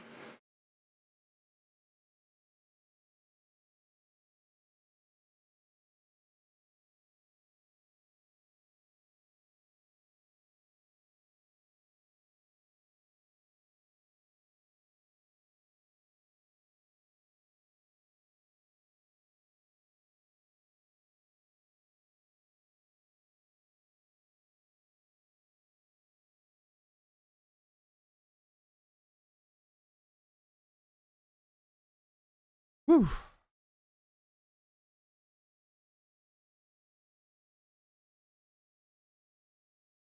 Up, did everyone go get water themselves? I'm assuming. But if you guys are just joining us live right now, whether you're over on Twitch or you're on YouTube here, thank you so much for everyone stopping by. If you guys have any comments or personal opinions you want to point out right now in terms of that topic we just talked about with the PlayStation 5 Pro or just anything gaming related, let us know. Or just simply, how you doing? How are things going?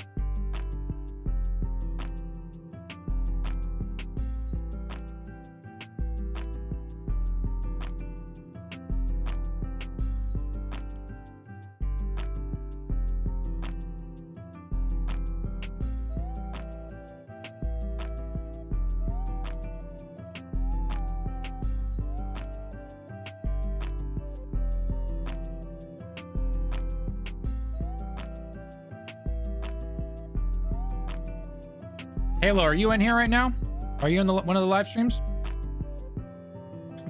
Post a comment real quick if you are. I can answer your questions that you asked me on Discord if you want. Otherwise, I'll type the answers out once I wrap up. So I saw your message this morning. So if you happen to be in here, leave a comment real quick.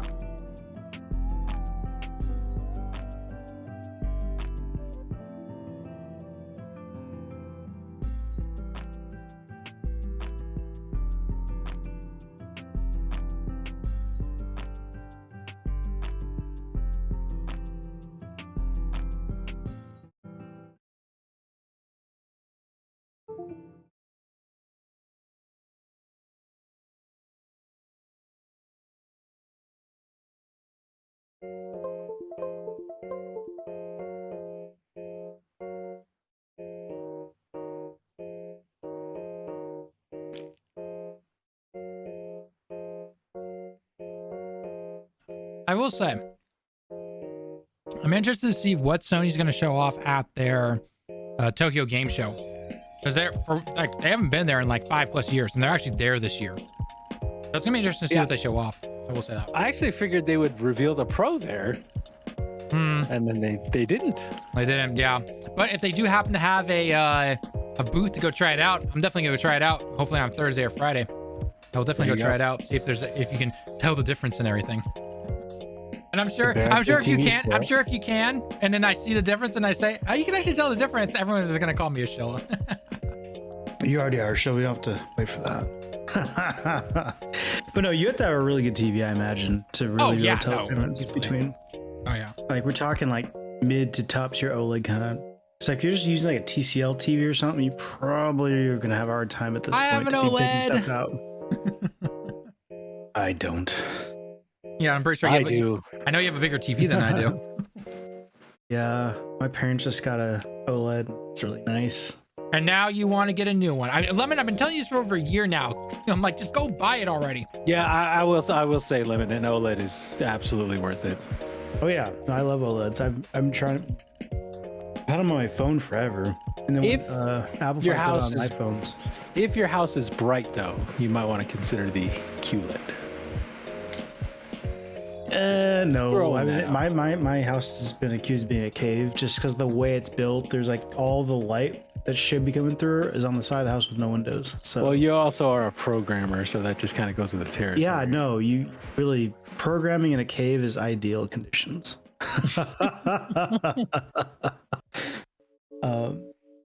But no, I feel like I have to get a bigger house to get a bigger TV at this point. I'm not going to get a TV the same How big? size. Wait, 85-inch OLED. I thought you had a 75 right now. 65. 65. Okay. Well, get a 65. Get a 65 OLED. You can find a 65 OLED then. No, I'm not gonna get the same size, and I have to get my parents just got a new OLED, a 75-inch, and so I have to get bigger than that because I can't let my parents show me up like that. Oh my god. Gotta beat them First out, world you know? problems right here, folks. I want a house big enough to where like I could have like a 55-inch in the bedroom and in the living room, and it feels okay. I don't need a big ass house personally. That's so American. So American. Yeah, I'd rather have a big garage, too. TV than a big house. You know. No, I need a big house and a big TV. Why sell for just one? There you go. It's the American way, goddammit. That's right. I know how to make computers talk. Think for me, Rock. Think for me. Tell me what I want to know. Do my homework for me, please. I can't do math myself. That's So real 90% quickly before we start gaming and everything, or just talking what games are playing and everything, I did want to bring up this little article. Usually I don't go with Windows Central. I don't exactly agree with them most of the time, but I did find this particular interesting right here, where it says Xbox Game Pass Standard goes substandard. Games like Starfield, Diablo 4 go retroactively missing from the console's Game Pass mid-tier, which again, we knew already. They literally told us that they would not be having day one games on Game Pass anymore unless you basically get Ultimate or PC Game Pass. But the fact that I didn't think they is were going to writing take the this, shit. I didn't think they were going to take shit away. I was like, I saw that. I was like, God damn, that's fucking cold. That must be a Satya decision because Phil wouldn't do that shit. yeah, not your beloved Phil. You know, he hasn't totally made business decisions to make money or anything. No, he's one of us guys. He's a gamer. To be fair, they have not made any money under Phil. So I mean, if we're being honest, Phil seems like a great guy to like have a beer and talk about games with. Easily. He's probably the worst CEO I've seen in gaming. Like, I'm talking from a pure business standpoint, and everyone will say Don Matrick. It's like, dude, okay, Don Matrick had a royal fuck up, and then since then, Phil has done everything to make that fuck up worse somehow, which is just wild. How have you not made it better at all in 10 years? Has it been more than 10 years? I thought Don was out back in 2020 or 2012, 2013. No, because the one came out in 13, and then he was out after that. Yeah, he was out like literally like less than 6 months after that or something like that, and then he went over to a mobile gaming position, if I remember correctly. Yeah, but I think that was early 2014. Okay, I think. Okay, so it's definitely plus 10 years though. It's not coming up or anything. Yeah, it's 10 years. Are we talking strictly just like console CEOs? Because I feel like Riccatello, when he was at Unity, and we're not talking fucking game engine CEOs. Come on, man. That's what I was thinking. I feel like he kind of torpedoed their heart. They finally pushed back on all that stuff. They finally rolled that all back. So I mean, that Hasbro CEO who was there in 1982, man. We're talking about games, I guess. You know, Jesus. Yeah. Now we see. You know what I'm talking about. He's not the worst. Phil's not the worst. There's still more. Modern, he can still go further down. Let's reword it. Modern then. Let's say 2010 to now in terms of consoles. Well, yeah, I would say in just modern gaming history, like from Nintendo to now, like I can't think of someone who has more spectacularly failed. Not only more spectacularly failed, but like come out and be like, yeah, guys, I don't know, I just keep fucking up, I guess. I feel like Sega during the Saturn might be underrunning though. Yeah, but you know what's weird? They did the exact same goddamn thing as Xbox. They came out with a subscription service where they gave their shit away for free. They came out with this fucking weird consoles that nobody fucking wanted and were like not really performing on par with other shit. And it's like it's like, how does Xbox look at that and go, you know what?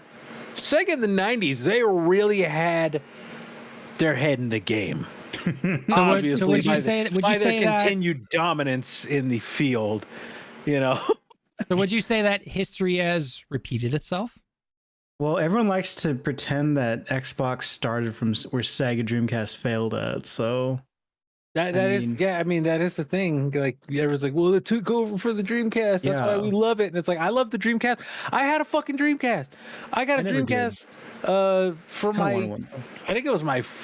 What year was it? 99. That was my 14th birthday. It was 2 weeks after the console had come out. That was the soonest I'd ever gotten a console after it come out. And I had 2 games. I had NFL 2K and I had Sonic Adventure. And I played the ever-loving fuck out of those games. And then I was talking about video games with a guy at school, and he's like, hey, man, if you give me $50, I will give you every Dreamcast game. And me, being a naive child, I was like, okay. And he came to school with a binder full of CDs. And I gave him $50. Like, I had to talk my parents into it. I was like, hey, this kid said to give me every game for $50. And he did. He has every game. And they were like, well, if you're not going to ask for any more games, I was like, no, I won't. And he gave me every game. And now I contributed to the downfall of the Dreamcast because that was its biggest problem was the piracy of...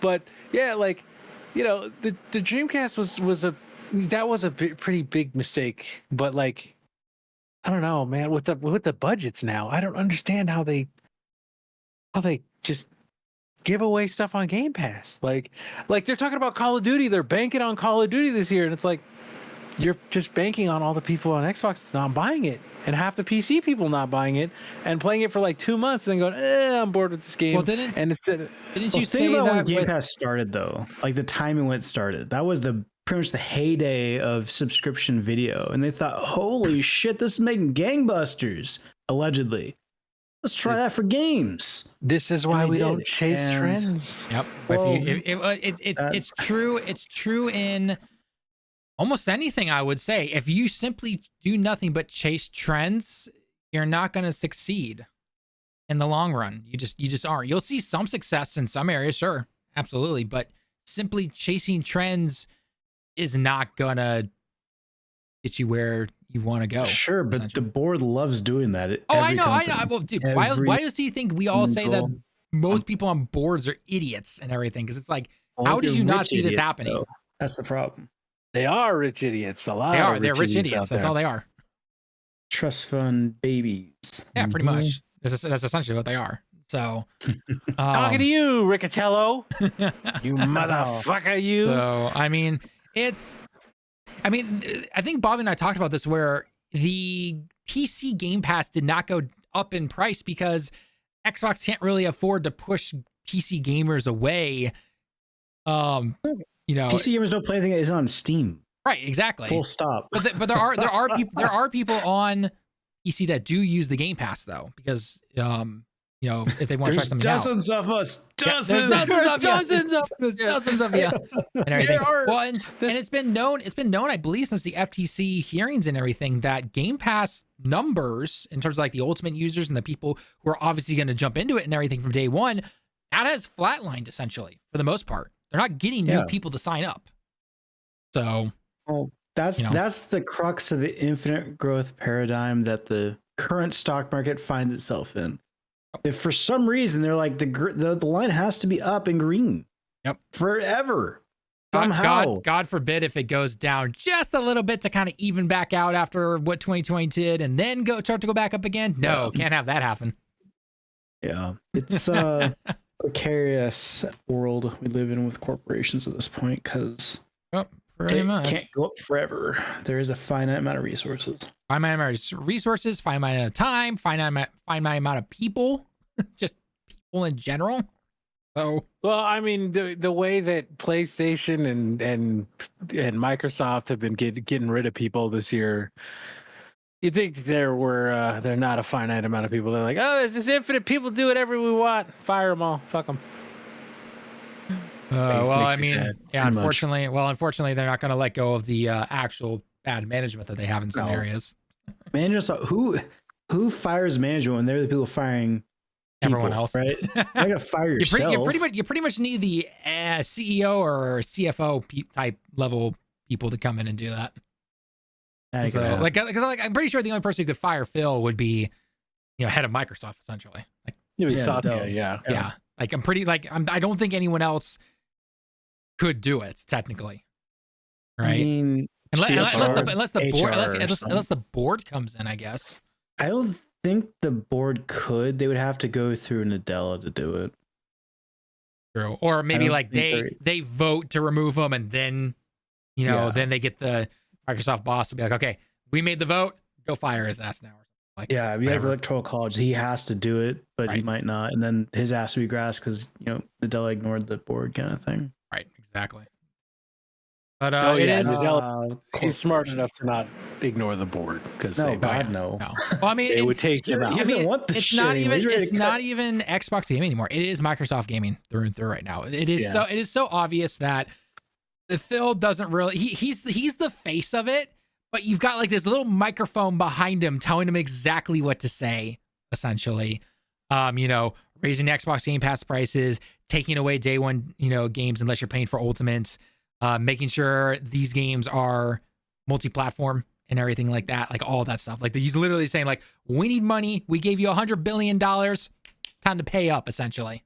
So, again, it's I guess it's common knowledge, I guess I would say, or just common reasoning, I guess would be a better word to use. So, I know we've talked about this multiple times already, but it's just like it was. I don't think it was ever going to work out the way they kept on claiming it would. Essentially, it's money burn. It's standard startup procedure. They're running it like a startup, and this is what happens: either you get bought up by someone else, which isn't going to happen, or you burn out of the money you're trying to burn. Yep. So much. And so now at this point, lasted. At this point, like Satya is just going, okay, we want that money back, so let's make it happen.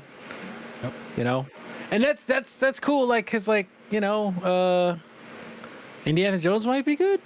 Yeah, hopefully that'd be cool. Hopefully that'd be pretty cool.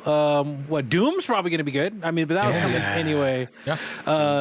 That'll be me going, oh, look, an Xbox game that I want, and I'm gonna buy it on my PlayStation. I was about to say the exact same thing. Oh, buy PlayStation. Well, it's the same thing with you guys think Halo? Do you think Halo will go to PlayStation? if Master Chief Collection goes to PlayStation, okay. First of all, if Master Chief Collection over Infinite, that's just them absolutely conceding defeat with Infinite. But if they want my money, they would put Master Chief Collection on PlayStation because I would buy that shit in a second. Just the headline of Halo goes to PlayStation. Yeah, I don't know when it would happen. I don't know if it will happen, but if I wake up to that, because any kind of big news like that always drops when I'm asleep already. If I wake up to that, I expect to see like 10,000 messages from Bobby, a bunch of messages from other people just being like, what the F? And like the internet exploding. I mean, technically, I think he might have already gone to PlayStation through Fortnite, so. Just saying. Yeah. Oh. You already got your headline, Tallen. The other thing that's really funny is I remember, and this is like Destin has been just on one lately. Like, Destin, you seem like a nice enough guy, but you're coping really hard lately, buddy. Oh, what do you say this time? Aside from the PC thing. That's what I was gonna say. Is the PC thing is like, he was talking about like, well, what if it's an open system, and then on the next Xbox, because it has Steam, I can just load, God of War on my Xbox, and like me being a person who keeps up on gaming news versus like one of the editing managers of the world's largest gaming platform. I was like, oh, he must not know that GeForce Now had PlayStation games, and Sony just blocked that shit because they can do that, and they will do that to an Xbox platform. Oh yeah, it was God of War 2018, wasn't it? It was one of them. One of their games that went to PC. They were just like, nah, you ain't playing that shit on GeForce now. I don't give a fuck if you have it on Steam. They just blocked it. And they'll do that. Like if Xbox tries that open platform thing, which power to them, I guess. If you really want to give up like that, like, but if they want to do that and go like we're doing like the 3DO because that was such a great idea in the 90s, and they go, oh, you can sideload Steam and Epic, and we're paying them a cut of every game sold on our system now. It's like, all right, and you're paying other people I guess you're making money from other people selling your Xbox branded console. So maybe it'll even out. But Sony would still just go, oh, it's one of those Xbox consoles. If it has this hardware configuration, no, just like block. Sorry. Again, it's typical business stuff. They want to make money and they're gonna block it and things. Yeah, so. It's just like Nintendo, like they had the Gary's mod or whatever that was a bunch of Nintendo stuff, and Nintendo finally found out about it after years, and I was like, oh, you're using like Mario and Kirby and shit and random stuff that we don't have control over. Team of lawyers attack. Yeah, like the Nintendo ninjas came out of hiding, and. They got him. I think I saw one of those guys in Tokyo one time. He's trying to get a burger for lunch or something, and all of a sudden he disappeared because Nintendo called them up. That's how it goes. We all know Nintendo will find you. Oh, they will. They always do. They've got that ability to do that and everything. So, but like hopefully we can see. I don't know. Like we could see Xbox do something. I'm wondering whether they're like because my thing is they're like, oh, we're gonna have our biggest technological leap ever, and I'm like, they're gonna do a cloud console, aren't they? That's what I'm thinking. They're gonna do a cloud console. But okay. First off, though, every generation says that, right? Every generation, we have the most powerful console thing. It's typical if marketing. They do cloud. Technically, they're not wrong. Technically they're not wrong if they do an all-cloud console. But then in 2 to 3 years, something else comes out that is more powerful and whatever. All I'm saying is every generation. They didn't say more powerful. They said largest technological leap. No.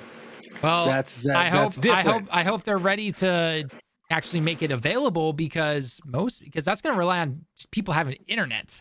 So Xbox/Microsoft's really going to have to fight the internet companies, especially in the States.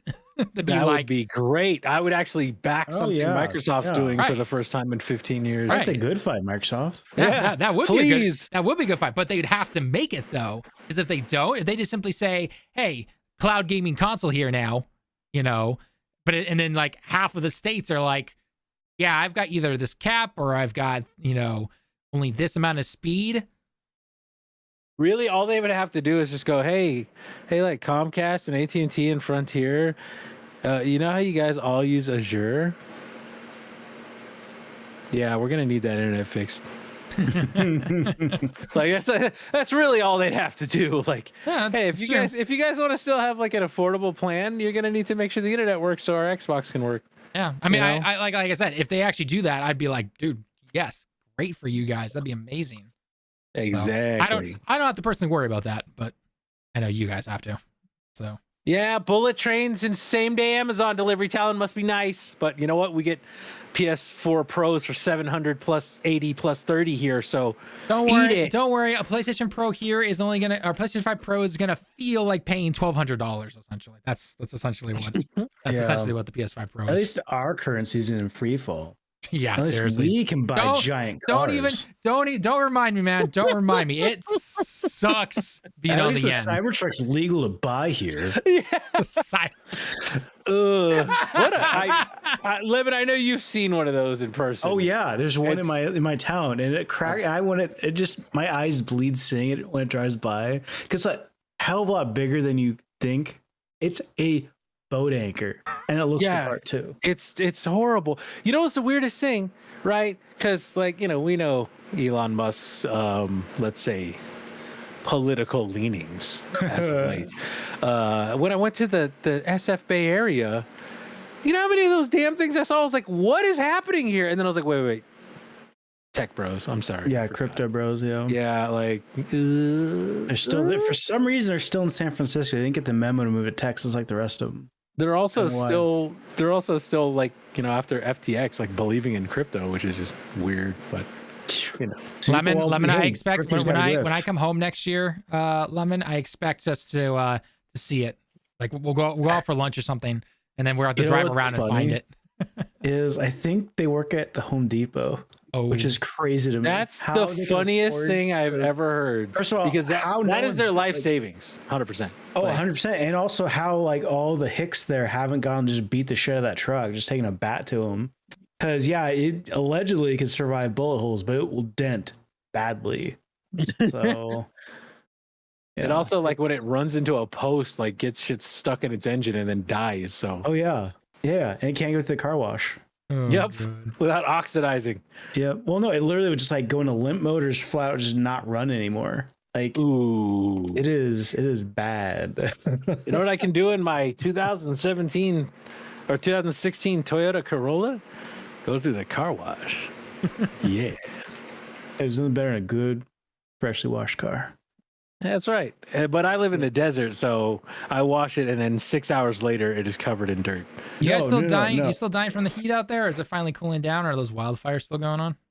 It's starting to cool down. The fires here were bad. A couple days ago. Washington. Oh yeah, when we Yes. recorded the last video, Tallen, I sent you and Lethal that picture. That was like the wildfire affecting the sky again.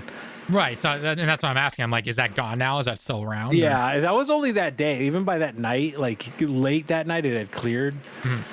So yeah, it's been fine since we've had windows open, which has been nice. It's been getting cool at night finally. Next weekend, I think it's gonna have one last flare up, and then that'll basically be it. It is finally supposed to drop down into low 70s by next week here. Finally, it actually hit 98 degrees yesterday. Yeah, that's ours too. Is it's finally gonna get into the 70s. Yeah. Which is I'm not super gonna say nice. anything then, because I think our high today was like 60, 65. I hate you, Lemon. Yeah, it was 65 was the high, and it was raining all day too. You suck. Just throwing that out there. Yep. Well, aren't you up in Washington? So like, isn't it raining every day? No, what's funny about Washington is that it's actually not the rainiest part of the country. Everyone thinks it is. It gets the most rain it has the most days with rain, but it doesn't have the most overall rain in terms of accumulation. Oh yeah, Is it no. the average- It's always a very light rain. Everyone takes vitamin D here because it's always Yeah. graying, cloudy. You know what Britain. the average rain is here Probably per year? minuscule. It's 12 days per year. I live in the desert. Well, we So when it rains there, it's like really unsafe to drive because it's just so slick. It actually, the first rain, everyone drives like 12 miles an hour. Just donuts everywhere. because I mean, at least when I was still living there, like back in Washington, like rain is normal for the most part, right? So it's not heavy. It's just light. It's just constant. Light, usually misty. It's just constant. That's all. all it is. And always Literally. gray. Yeah. Tons of they practically give vitamin D out in dispensers wherever you go, just because you don't get any sunlight here. It's like Purell. You just walk up to a little machine, put your hand under it. Yep. Just UV rays. Yeah. Absolutely what it is. Just like 5 seconds. Anything more, you get cancer. 1, 2, 3. You're like, 4, 5 lymphoma. We warned you. We told you. 5 seconds. So what are you guys going to be playing game wise? In terms of like what for the rest of 2024 or right this moment? No, I'm at this moment. We kind of talked about what we're going to play for. Oh, I do want to try Space Marine. Speaking, I do of. too. I want to try that game. Like, I definitely want if- to try if- that game. if- yeah, if- a lot. Yeah. If down the line, like October, November, we get through games and you guys want to hop on that. Oh, I'm please let me 100%. know. Yeah, it's unfortunately one of those things where I'm just like I've got so much to cover right now that Yeah, I can't we pick it gotta up wait. because like for a game like Space Marine, I want to be able to sit down, at minimum with you guys and be able to actually like really delve into it and everything. Get in it. Yeah, get in it and everything. So I say October. I think there should be a time in October where we can do that, and we give that a shot because there's not really much coming out in October, aside from the Assassin's Creed game. So in October. I swear to God, Talon, this is a good game coming October. You slide them like that, I'm very unhappy with you. I'm looking right now. October. Yep, October. Dude, Metaphor is out in October. Oh yeah, Metaphor. Bruh. Yeah, Metaphor looks good, man. Ease 10's out in October. Wait, when are they releasing though? Early October, late October? Metaphor is the 11th. And then Ease 10 is 25th. And then, oh my God, guys, no.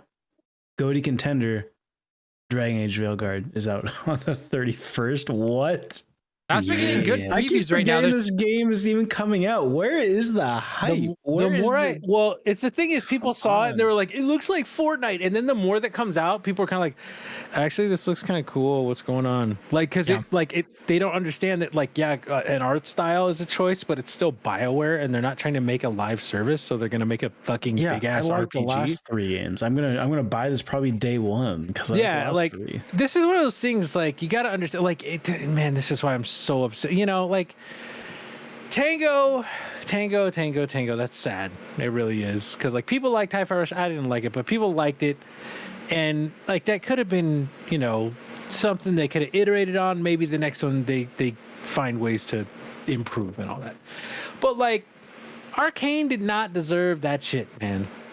They did not deserve to get shut down because of Redfall, because ZeniMax was like, well, we're going to make a live service game. Oh, and at the last minute, we're going to gut the live service aspects and try and turn it into just like a co-op Borderlands type game. And they were like, okay. So we have to redo everything and all the finishing touches we put on the AI and, you know, the world not falling through buildings and shit. We're going to have to push out because we have to completely redo, like, you know, a core function of the game. Well, there's a bunch of previews that's supposed to be coming out, I believe Thursday this upcoming week or next week. For Dragon Age, for the new Dragon Age game. Oh, okay.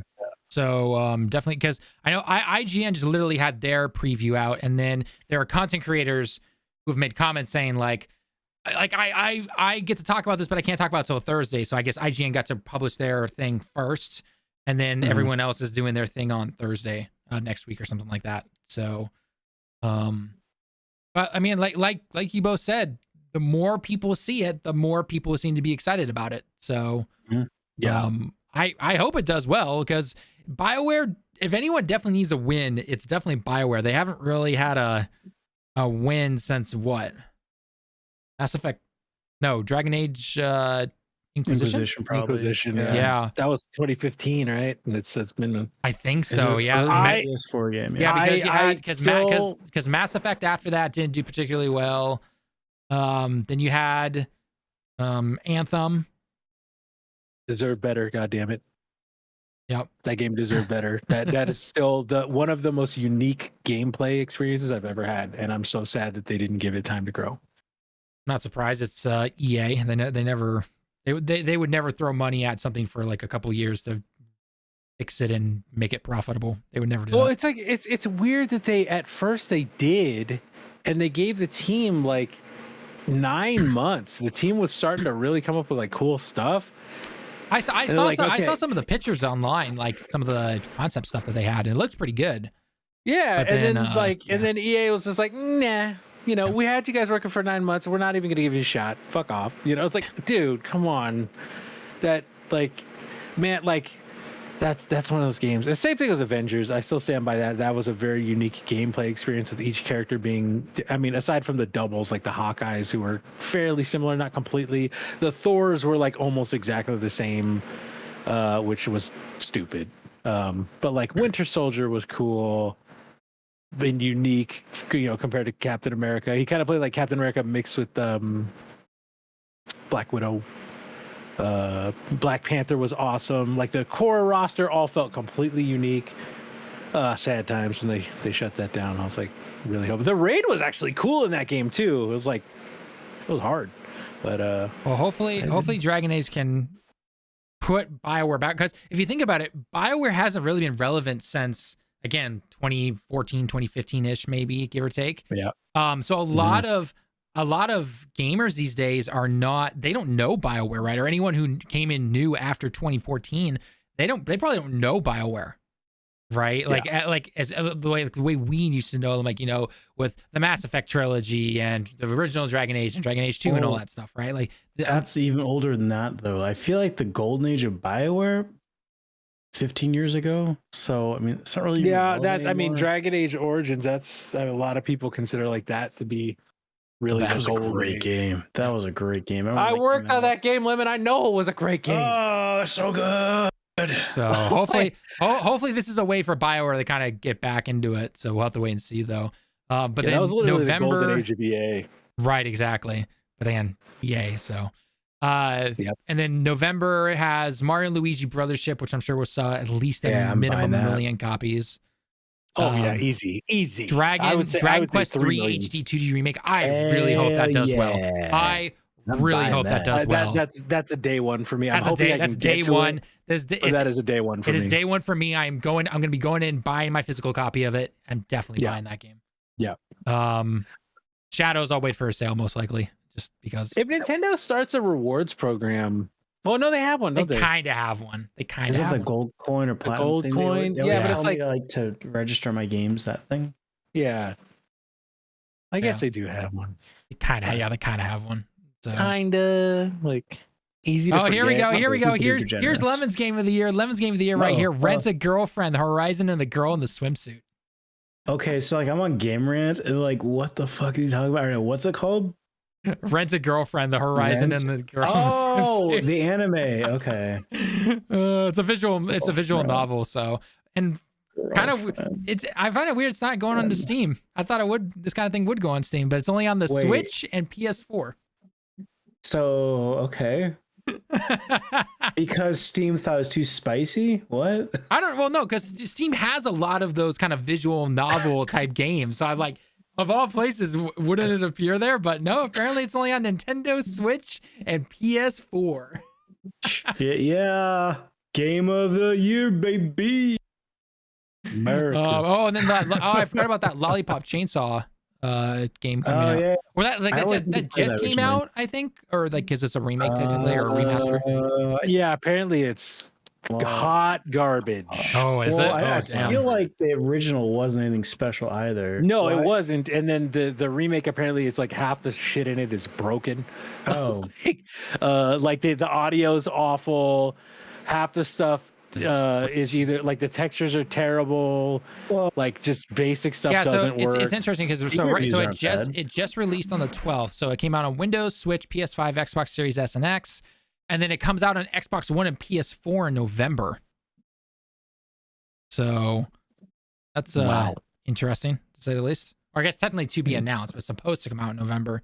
So if it's having trouble on those consoles, then I don't have much hope. So it's like a console thing then, because like I said, the Steam reviews are positive, very positive, in fact. Okay. So maybe it's a console issue then. Oh, how is the Star Wars Jedi Survivor? I think isn't that on PS4 and or Xbox One now? Like, it went back. I never even heard about it coming out. I forgot. I completely forgot. I know they put out the patch for PC just the other day, and I like how they're like, we improved frames and performance and everything, and then every comment's just like, because you took out, what was it, Denuvo or whatever they took out? Denuvo, yeah. Yeah, they took it out. So I'm like, I wonder why. Yeah, it's every single time.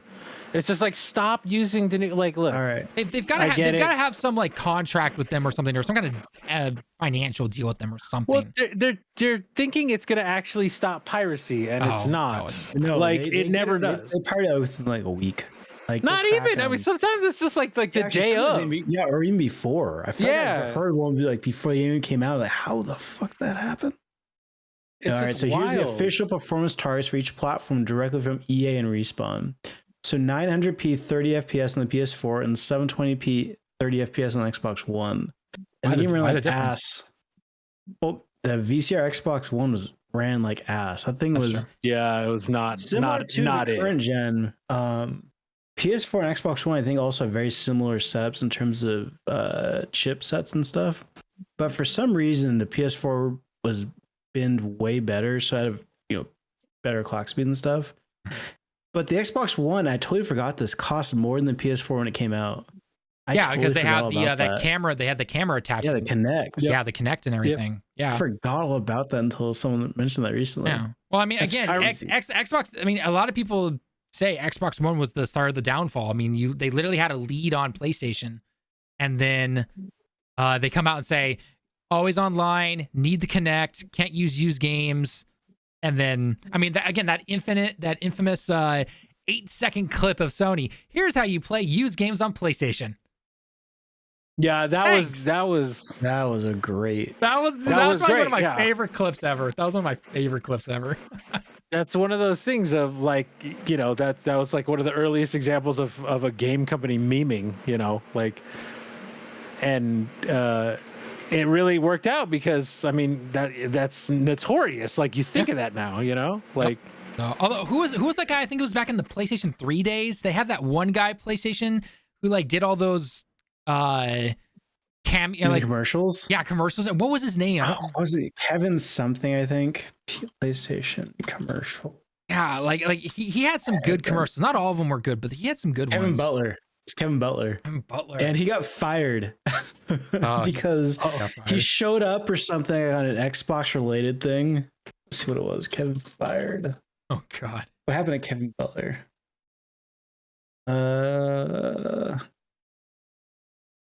Okay, so what happened to Kevin Butler 11 years ago on Reddit? And the top post says, on September 11th, 2012, Sony sued Lambert, which is the actor's name, for trademark infringement due to his appearance in a Bridgestone commercial that featured the Wii as part of its sales promotion. Damn. So he was in a Wii commercial working for Sony. No, it wasn't. No, it literally was a tire commercial, and they happened to have a Wii in it. Oh, wow. That sucks. Damn. Yeah. That's harsh. I wonder if he even knew. Like, well, I'll find it because I'm clipping this as a short, but I'll have to find it and see, like, was it just in the background? You know, that's what I'm saying. Yeah. Like, was it just like in the background somewhere and he had no idea? Yeah. I'm not seeing a link to any YouTube videos for it. So I'm sure it might appear on YouTube if you Google it, though. Do you still have that article up about the Jedi Survivor? Because you said PS4 and Xbox One specs. What can the PS5 and Xbox Series hit now? Probably 30 in quote unquote 4K. Let's see. Jedi Survivor PS4. Because obviously it's been out for a while, but maybe the performance modes improve essentially. Because as great as that game was, the technical hiccups of that game were not great. So hoping it's actually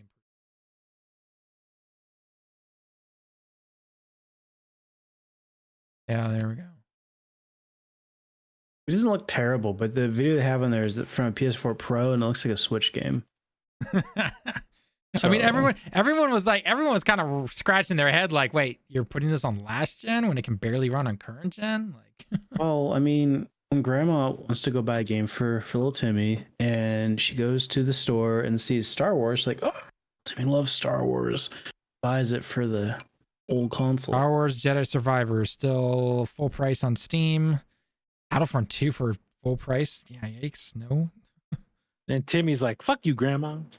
I have a Switch. Looks like PlayStation's having their Steam sale right now. Let's see. Helldivers 20% off. Ghost of Tsushima 20%. Horizon Forbidden West Collector's Edition, which I think also includes Zero Dawn, 20% off. Zero Dawn completed. No, that the Forbidden West is like the DLC. Oh, it's the DLC. Oh, okay. Yeah. Horizon Zero Dawn complete edition is 75% off. It's probably like $12 or something. Yep. Did Last of Us Part 1 ever get fixed on PC? That thing ran terribly. Yes, it did. They Naughty Dog stepped in and fixed it. Okay. Thank God. So that's 40% off. God of War is 60% off, which God of War Ragnarok comes out next week. We'll see how well that does. Uncharted Legacy of Thieves Collection is 50% off right now. Days Gone is 75% off, which, man, that the creator of that still pissed about his game being in Astro Bot. Did you hear about Days Gone about how like it wasn't Sony who came in and said no. It was actually internally like, yeah, we're not gonna do a sequel. Oh, really? Yeah. Oh, damn. Yeah, I didn't hear that. Let me see if I can find that. Let's see if I can find that. Probably because they didn't want to deal with that guy anymore. I mean, with the way he's portraying himself That guy's online, the I'm not dick. surprised. Yeah, he's kind of a jackass. Spider-Man and Spider-Man Miles Morales is 40% off right now. Ratchet and Clank is 40%. Ratchet and Clank is a great game for anyone who hasn't played it. It is also one of the last opportunities. It might be the last opportunity on sale for people to buy Forza 4, which is supposedly the best one in the franchise. Even as much as people love Forza 5, a lot of people still say Forza 4 is like the best in the franchise. So if that's something that interests you, it's $12, I believe, on Steam. It's the equivalent of $14 on Steam right now in yen. It's probably cheaper. It's probably like $9.99 on Steam right now. Yeah. So that's because they'll be taking that away probably pretty soon. Yeah, that's going away. Yeah. Yep. So if you like arcade racers, that's I've heard. I'm sitting there like, I like arcade racers, and I've heard Forza's really good, so I might check it out. If you like arcade racers, you 100% should check it out. It's like $12. Yeah. I'm trying to think, what is the other game that's coming out here soon? I always thought it was arcade. It was on 360, it was a similar thing. Burnout? Test Drive Unlimited. I wish. Man, I miss Burnout. Man, testing Burnout Paradise back in the day, Lemon. Just crashing cars and shit all day. Woo, that was fun times. All right, so do you prefer the old style Burnout or Paradise? Old style being like 3 and Revenge? Or do you think Paradise is better? I think Paradise was better in my opinion. Okay, I'm like the one who thinks Paradise was a step down. I just do not like the open world. I like Burnout. both. I like both. I like the crashing you could do in 3 and everything like that. Like no one can deny. I think the whole like just seeing the car completely just crunched into oblivion. That was really fun. But I liked Burnout as well. The open world, Paradise. I should say, the open world one. I like both personally. But I think the question always comes to do we think that kind of game would do well in this day and age? Yeah, I think a silly arcade racer still is going to do well if it's made well. Yeah. It's really always. I mean, that's the thing with like people like you would think if I just said, oh hey, like Sony's going to make a 3D platformer, people would be like, oh okay, in 2024 they're just going to make a 3D platformer, like, but you look at Astro and go, well, damn, they made a fucking 3D platformer. Like it's a damn fine game because it's made well. I hope it's done well, sales wise. I really hope it's done well. I'm hearing it's done okay, but 3D platformers are generally, especially not Mario. Like Mario's just gonna drop and hit like a nuclear bomb. Oh, dude, look at Wonder. Wonder sold like 13 million or something like that within. But look at like Crash Bandicoot, the Crash trilogy, right? Like that never had a like when it opened up, it never was a like this is selling gangbusters, and then they just revealed recently it sold like 22 million copies. Right. Yeah. So it's 3D platformers that aren't Mario tend to have like just this long life of sales where it's like just consistent for like 3-4 years. Yeah. So it not blowing up the charts is kind of it's a little like it would have been nice to see Astro, as great as that game is, for them to go, hey, this game like blew the socks off our expectations. It absolutely destroyed everything. Because it's such a fantastic game. It is. But for them to go, no, it sold like it was like second place, in Japan, where Astro Bot's not really a known quantity in Japan, and especially when how expensive PS5 is right now. Yeah, right. So there's things working against it in Japan. It still sold really well. In the UK, it was like number 2 as well. Maybe this they didn't have as many copies just because they didn't know how well it would sell, but it was sold out. Yeah. It was sold out in a lot of places. For a little bit. That's actually one of the things I heard, is that it was sold out in Japan. So it might have just been that they sent like however many 1,000 copies there, thinking, oh, it's probably not going to do that great. And it sold out really fast, and then it sold out super fast. They're like, oh shit, we should have sent more copies to Japan. Like, you never know. But I think they are back. They should be back in stock now and everything. But yeah, I do remember that happening within the first. Because I think I told you, Bobby, Lemon. I don't know if I told you, but my wife was watching me play the first couple hours of Astro Bot, and and then she got up and she didn't want to watch anymore. And I'm like, is everything okay? And she's like, yeah, no. You keep playing. When you finish, I'm making my own PlayStation account on your system, and I'm playing Astro Bot. I'm like, okay. So. She's like, nah. She's like, I am the captain now. Sorry. She didn't have to. There's multiple save slots, which I thought was really weird when I turned the game on. Well, maybe she wanted her own trophies. Yeah, well, maybe. I don't know about that. But it's funny. Like, my wife never really played video games. The last time she ever really played video games was when she was a kid. Like, she loved Mario RPG and everything back in like the N64 and all that stuff. That's cool. But ever since going out with me and get married and everything, like, she got her own Switch Lite. Then she gave that Switch Lite to her nephews, and then got a OLED Switch. She has gotten Mario RPG on the Switch. She's got the Princess Peach game. And so she buys these games and everything, and now she wants to play Astro Bot. So you're a really bad influence, you know that? I think you mean good influence. Teaching her about good games, not teaching her about crappy ass mobile games or anything. So, hey man, Flatbirds is coming back, all right? That I'm pretty sure that's an NFT scam, Lemon. No, 100% it is. I saw a headline. What exactly? So what exactly is happening? I saw a simple headline. Some company bought the IP for it from the original developers, my understanding, and they're just going to relaunch it. No, it's not that. It's that he didn't renew the copyright on it because he didn't want anything to do with it, because he stopped it in the first place because he felt like he had created an addiction that was so bad that it was just affecting people's lives. So he that's why he took it off the store, because he felt bad about it. And this company was just like, oh, well, the copyright expired, so we're just going to take it. And now it's looking like they're pushing like crypto with it, which is just like, okay. Like, you're trying to capitalize on people's, not early, but midlife mobile game nostalgia with crypto and NFT stuff. It's actually a bit scummier. So I'm reading The Verge, and so it says the Flappy Bird Foundation, which is what this group is calling themselves. Jesus Christ! Gross. Yep. Said it acquired the rights to the game from GameTech LLC, which isn't associated with Win, the original developer. So, holy shit! They weren't even the first people to pick it up. Yep, they got it to sell it to someone else. And under the rules, developers lose ownership of an app's name when they remove it, and they can't relaunch it on the same name if another developer is using it. Oh no. That's funny. But you want to feel really old though?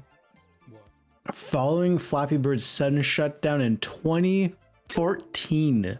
2014? God, it was that long ago? For some reason, I feel like I thought it was like 17 or 18. I didn't realize it was 2014. It was about halfway through my first tenure at my teaching job. So yeah, that checks out. Okay. For some reason, I feel like it was because that was roughly around the time when I got my current job, and I feel like that was Hybrid came out after that, but I guess not. Them's the breaks. All right, I'm gonna get some water. Lemon, did you want to jump in? Play some sure. a couple finals matches in. Bobby, you can make fun of us for playing this game, even though it still does well. The midterms does well in Asia, Tallen. I've not heard anyone aside from you two in 8 months play that game. Yeah, that is very true. I do not know a single person who plays that game aside from you two anymore. Every time I brought it up to anyone, they're like, what the finals? What's that? Yeah, power to you guys for sticking with it, but Tallen's like, it still does well, man. It's like Wukong. Wukong sold 18 million copies. Please recognize it. It's a game, I promise. How many did it sell in America? What? 6. Wukong. Oh, Wukong. I was like, how many copies did Wukong sell in America? 6. I saw a TikTok posted on social media somewhere, and they said, okay, I'm giving you guys 3 months to prepare yourselves. You know how everyone was saying, like, not everyone, but like you had that loud group of people saying that Spider-Man should have won Game of the Year last year. Wukong is gonna be that game this year. So he's like 3 months, guys. I'm giving you 3 months to prepare yourselves for that loud noise coming in. I'm like, oh god, he's kind of right, isn't he? Spider-Man no, have all the Marvel fanboys. I don't think Wukong really has that. At least not for the kids. No, Wukong has the toxic gamer. I have noticed there are some people like they'll be like Wukong's game of the year, and I'm just like, guys, I like it. It's a fun game, but it is not game of the year contender. You know, I think that's unfortunately that's taking away what Game Science was able to do. Their first, it should not be it should not be dealt with all this, you know, game of the year nonsense noise and everything. It should be looked at as it's Game Science's first console game that they made, and they did a good job overall. Now they need to take that and they need to be able to improve things for their next game. That's what everyone should be celebrating, in my opinion. Yep. Also, be right back. Like they do that, like celebrate that type of stuff, which I feel like is lost on a lot of people, unfortunately. Yeah, it's unfortunate because, like, you know, like instead of going like, look, I get it. There's a lot of Dragon Ball fans, so they hear, oh, it's based on Journey to the West, just like Dragon Ball, so it's got to be great. And it's like you know, it's the anti-woke warriors, quote unquote. It's just so goddamn old now. You know, they're going like, oh, this is a based game, like all that. Like, it's like, no, like it's a game that's decent. And again, you know, it's like when we had the conversation last week, people going like, well, no, but it's like sold so much. It's like Call of Duty outsells everything every year. It doesn't win Game of the Year because it's not good enough. It sells a ton, but it's not good enough. It doesn't matter if something sells a ton. You think college football is going to win Game of the Year? You think Helldivers is going to win Game of the Year? Like, it's not.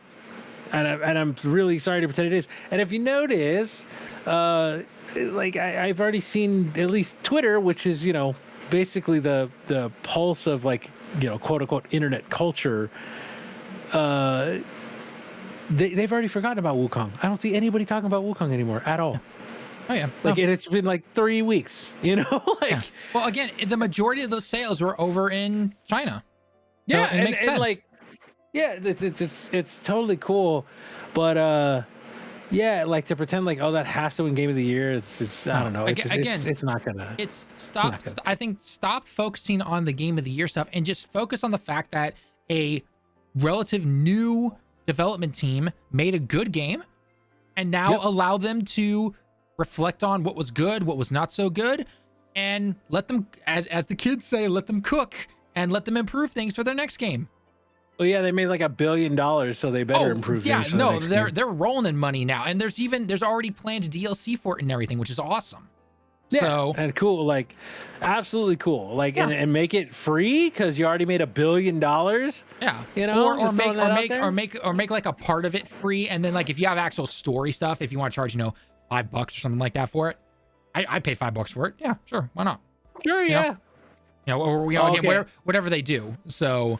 I need to know when Lemon is back. Yeah, because I got something to run by you. A tweet I just saw that's one of the funniest things I've ever seen. All right, well, once Lemon gets his ass in. Well, yeah, let him do his thing. He's got to get water. He's got to stretch. Use the restroom. We're getting old, Tallen. You know, we're old guys, man. I'm 33. I'm 39 in like a week, so I am an old guy. And you get to treat yourself to Zelda. So you know what? Yeah, on a day that I'm working. Oof, and that's rough. the day. And that's the day that I'm supposed to be, or the PS5 Pro pre-orders go live, and I was like, I'm not gonna get one.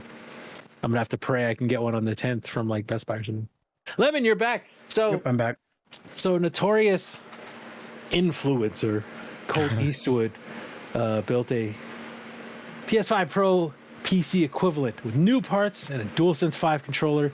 $897.52. This PC will also save you $300 in PS Plus over the Pro lifespan. I'm guessing this will outperform the PS5 Pro. Thoughts? And here's the build. You guys ready? Oh boy, I'm ready for this. I gotta hear this. AMD 7, Ryzen 7, 5800X, CPU cooler, MSI. God damn it. MSI B450A Pro, 2TB M.2, RX 7700 XT, mid-tower case, 500 watt, 80 plus power supply.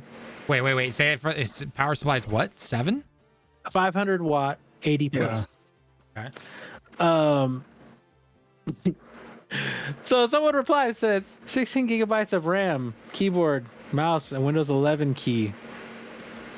And Colt responded with, you don't need 16 gigabytes of RAM. There's already RAM on the GPU. Console uses a shared memory pool.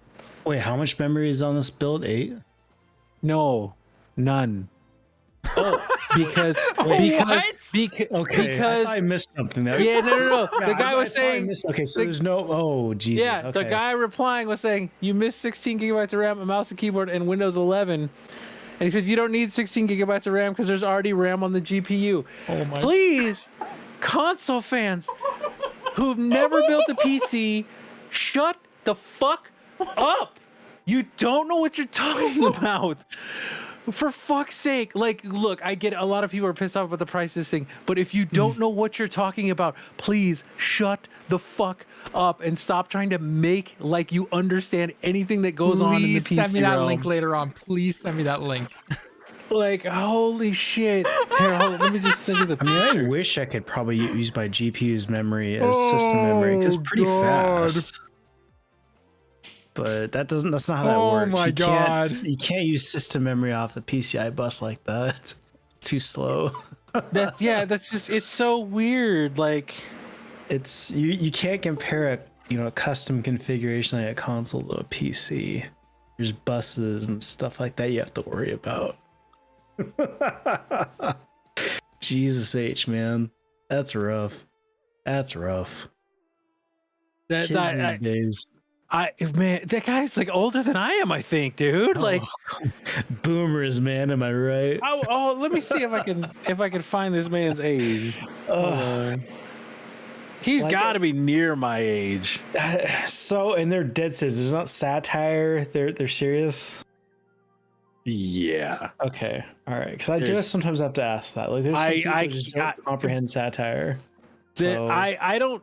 How it works. Because he did all, because he's trying to prove the point of like you could build a PC that's better than the PS5 Pro for less, and again leaving stuff out and putting in fucking tech tips. Come on now. Like even Linus put out a.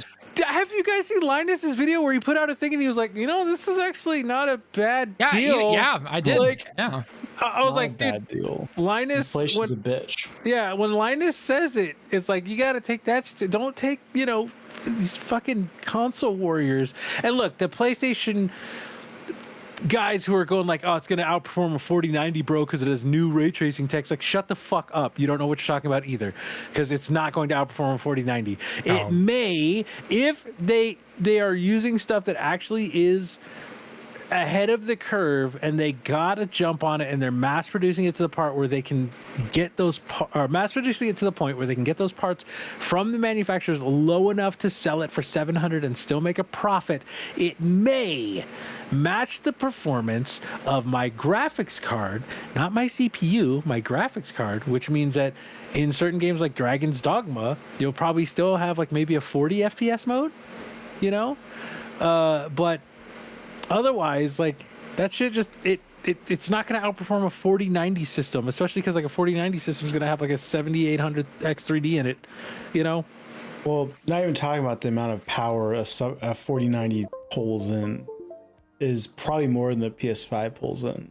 So, easily, yeah. Are you talking about like wattage? Like, yeah, just in terms of pure electricity. Oh yeah.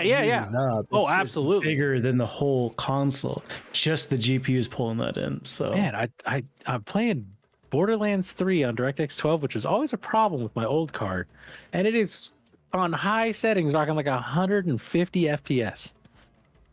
Wasn't Borderlands? Wait, Borderlands 2 or 3? 3. Wasn't 3 made with AMD in mind? But what would that do with DX though? Yeah, it has nothing to do with DX12 was fucking rough when it came out. I remember that. Oh, yeah. Maybe it's just because they've optimized it over the years. They finally fucking fixed it. Which I would love for them to do for Unreal, but at this point, Bobby, I've got a question for you. Do you use Windows 10 or do you use Windows 11? I upgraded to 11 because they were like, if you want to. Yeah, if you have 10, you could just upgrade for free to 11. No, I can't because my PC's too old according to it. No, your PC's not too old. You have decided not to upgrade your BIOS. That's the reason. Hey man, I don't want to upgrade my BIOS, right? It came from the factory, perfect. Oh dear God. Oh no. Please, Lemon. Wait. You're really not supposed to update BIOSes. The fact that they allow that now is kind of a security issue. Like it's firmware. It's not software. There's a reason why it's called firmware. But no, I've never upgraded BIOSes. There's no point. I'm not. I will die on that hill. That's wild. I have always, since I built my first computer in like 2008, I have upgraded BIOSes when the opportunity. God no, flashing, fuck that, man. No, that was a different time. It was. I have bricked enough Mobos to know I'm not flashing shit. It was certainly a different time. It was it was always a hold your breath moment back in the day. Now it's scarier than BIOSes. Now it's easy. I'm sure it's trivial these days. Yeah, like it was super easy when I did it. It was super. Yeah, no, I'm sure I should do it. It's probably super trivial, but I just think back on like the 2005, 2006 era, just the horror stories of bricking Mobos with firmware updates because something fucked up. No, I'm good. I don't need Windows 11. It's not for another 6 months, I think, to 8 months, and Microsoft said they're gonna stop updating 10. That's unless you pay. You got to pay like $100 a year or something. That's enterprise license. I'm not gonna get into that shit. Oh, okay. I switched to Linux, honestly. At this point. At that point, then just I'll use Pop 76, which is what the basis of SteamOS is. Oh, by the way, did you guys hear the final count of Concord Platinum trophies? 69. 69. Nice. First of all, second of all, the rarest platinum in history. By far. Really? It has to be. I mean, it has to be, yeah, but it's still interesting. Like, that's gotta be the rarest platinum in history. I understand Concord did not do well, but how Sony's kind of just ripping off people's consoles like that seems really bizarre. Well, what are you gonna do? Like, you're just gonna sit there and stare at the icon because the servers are gone. So, but like, I saw the I think it was a tweet where they're like, oh yeah, so like screenshots I took in game and Concord just not other. I'm like, that's a little extreme. You could. Well, that's just because the game isn't listed anymore, right? When you don't have an actual listing, it's got nowhere to put it because there's no actual like directory space for it, right? When the product does not exist, they can't put it under the product. Well, so if I took a screenshot again, PT or something, does it show up as other also? Yeah, it would. Oh, okay, because PT does not exist anymore. Oh, I always thought PT was still there, but it's just like you can't download it. No, I don't think it's on the store at all anymore. Okay. Man, I wish I still had that PS4 with PT. That's a shame. But I think I still technically do. I'm still laughing at that PC build that you just told us about. That's man. That like, please, if you don't like, if you've never built a PC, just don't talk. Like, if you own a PC, like I'm a PC gamer, I bought my PC from CyberPower PC, man. It's like, dude, if you haven't built a PC, just shut the fuck up. Like, it's okay to go. This is the problem with people nowadays, and it's a big part of this because of the internet. Like, people are like afraid to say, actually, I don't know. Which, it's okay. If you're young, one of the best, like most admirable traits that I have in anyone is if someone goes, I don't know the answer to that, but let me see if I can find it.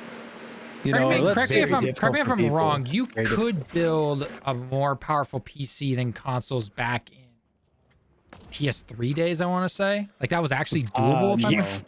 I don't. I could be completely wrong. I have no idea. I'm asking. It is after about 6 months.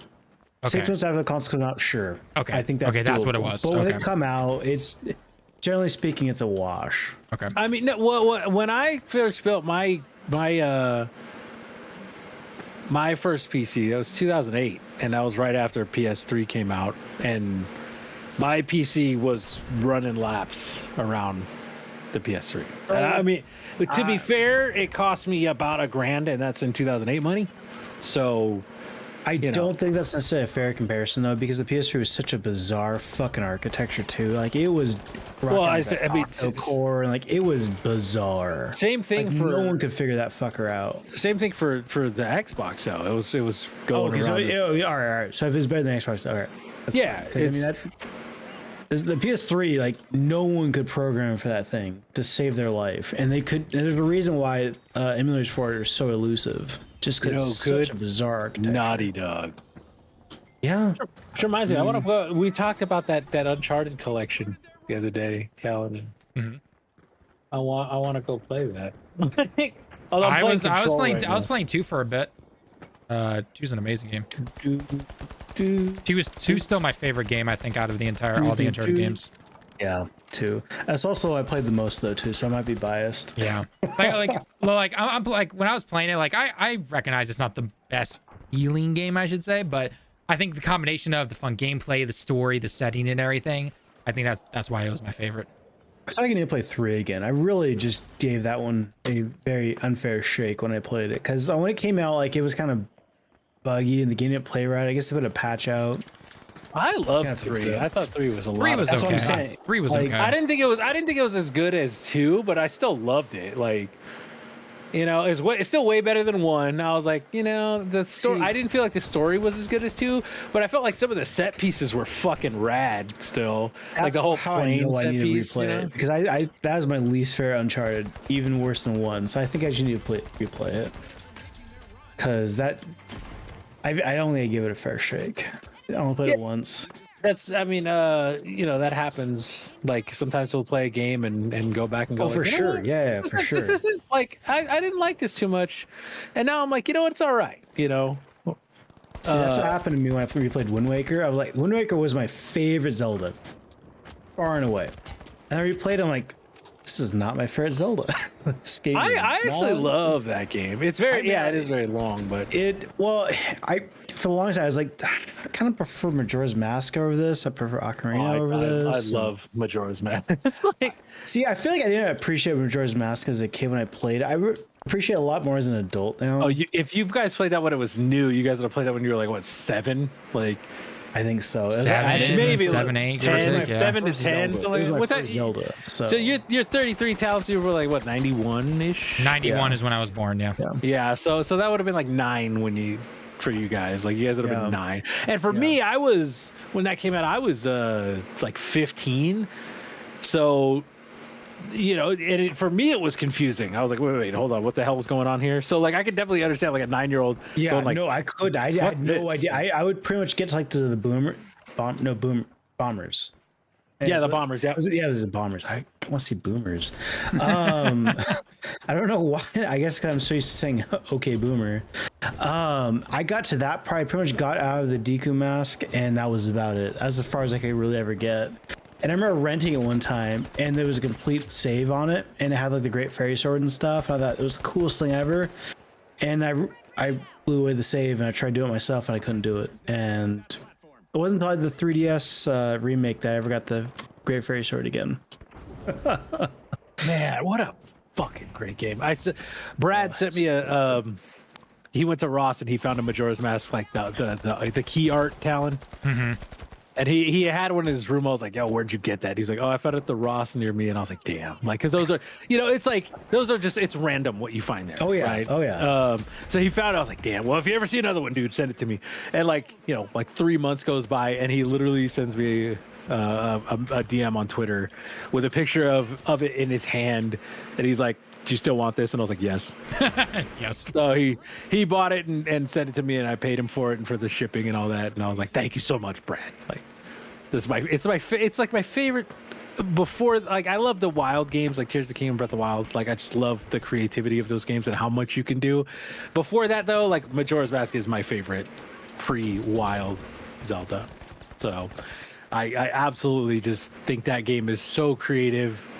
And it's just so, I don't know, it's so unusual. Like, yeah, that's what I like about it. It's just how bizarre it is. The whole game is just so unnervingly bizarre. There's nothing grotesque or anything about it, but it just makes you feel so on edge the whole game. Yeah, and it's like it's wrong. fucking depressing, and it's great. Yeah, super depressing. Yeah, you're like, oh, this whole thing is super depressing. And even if you like beat the game, it's still like, oh, these people. Simon, careful of those mines on the cart. I know. Is that ours or theirs? Theirs. It's gas. I ran over it. Oh, that's no the mine. There's a blinking mine on the platform. What is probably that? theirs? So just shoot it. Get rid of it. Yeah. And Borderlands is great. I can't wait for Borderlands 4. How much do you want to bet they still have a ways to go on that game? I'll play that on my PS5 Pro. PS5. You have to say it like Steve Irwin. My PS5. Ah, poor Steve Irwin. What a great guy. All right, what am I doing here, Lilith? Oh, you're giving me... Oh, I'm giving you the cone. I just felt it down. Oh shit, am I right? Speak test. It was a bold choice for them to go, Lilith looks like she's in like her early 30s in Borderlands. So let's get Kate Blanchett, who's in her like mid 50s, to play Lilith. It's like, that's weird. Kate Blanchett's a great actress, but like, it's just like a weird choice. Like, I guess she originally signed on because the original script was great. Oh yeah, didn't they have a bunch of script issues with that game? Or Well, that movie? it's like the who's the director? What's his fuck? I forget. But the director like came in and was like, "No, we're gonna do all this and this and Eli this." Roth. Yeah, Eli Roth. He came in and he just sucks. But he came in and was just like, "Oh, we're gonna like change up all this stuff and do it how I want to do it," and it just ended up bad, just bad. So It's also unusual for him to do a movie like that because he does like Hostel and stuff. yeah, yeah, that's another one of those things. Like he's all about the Violence. yeah, like the really uncomfortably violent movies. I've never seen Hostel, but I've heard they're pretty gnarly. By the way, my internet went out, so Tallen, I fell out of the game.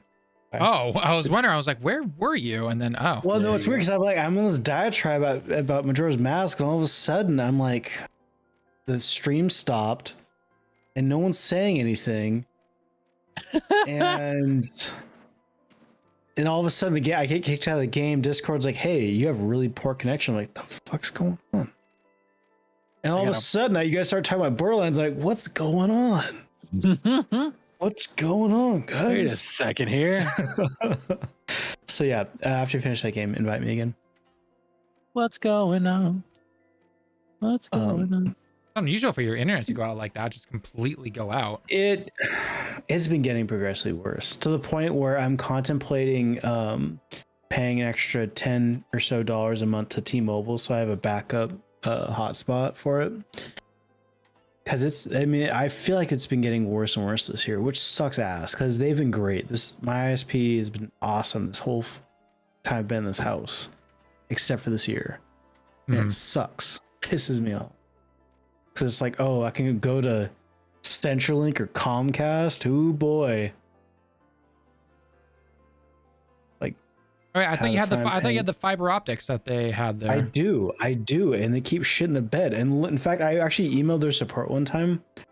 And anyone who's listening to this is in IT should know good and well their response is super bad and shouldn't have done this. They responded back. I emailed them and was like, "Hey, my internet's out." And like, yeah. So they responded like, "Yeah, our network card went out." I'm like, what? Why are you telling me this? You shouldn't tell people that. You shouldn't be telling people anything about what's going on in your data center. But yeah, so I guess their network cards keep going out because this happens all the fucking time now. And it makes me a very sad panda. Oh my god.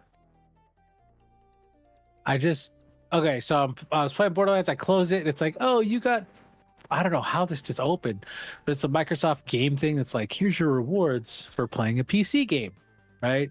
So they give you like 5 points or whatever towards your, next Xbox Purchase or Game whatever. Pass. Yeah. But I was like, oh, and I opened, like, I accidentally clicked on the social menu and I'm going down and I'm like, oh my God, these are the people I worked at with EA 15 years ago are still my Xbox friends. I've been talking to these people in 15 years.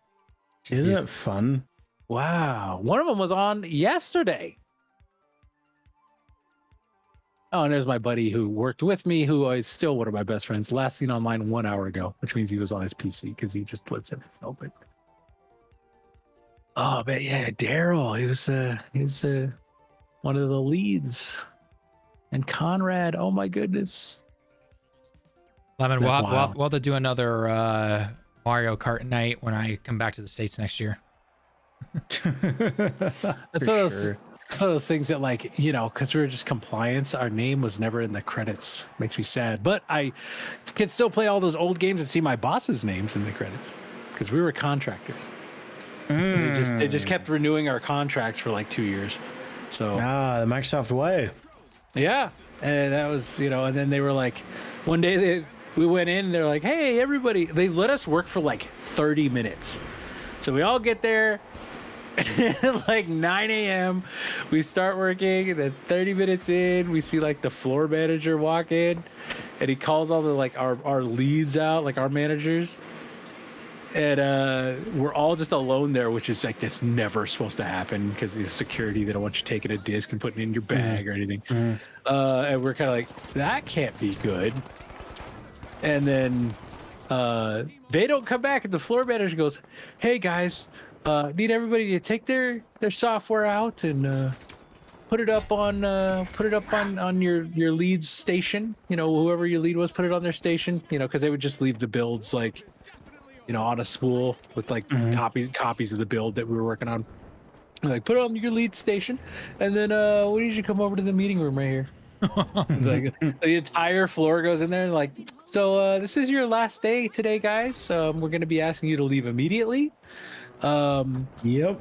You are welcome to grab your things. You're also welcome to go to, they had a little store, this was super nice, right? Because we had just been paid. So they were like, you can go to the store, buy any games you'd like. And then once, you know, you're done with that, if you choose to do that, you know, once you're done with that, let them know that you're going to be turning your badge into them.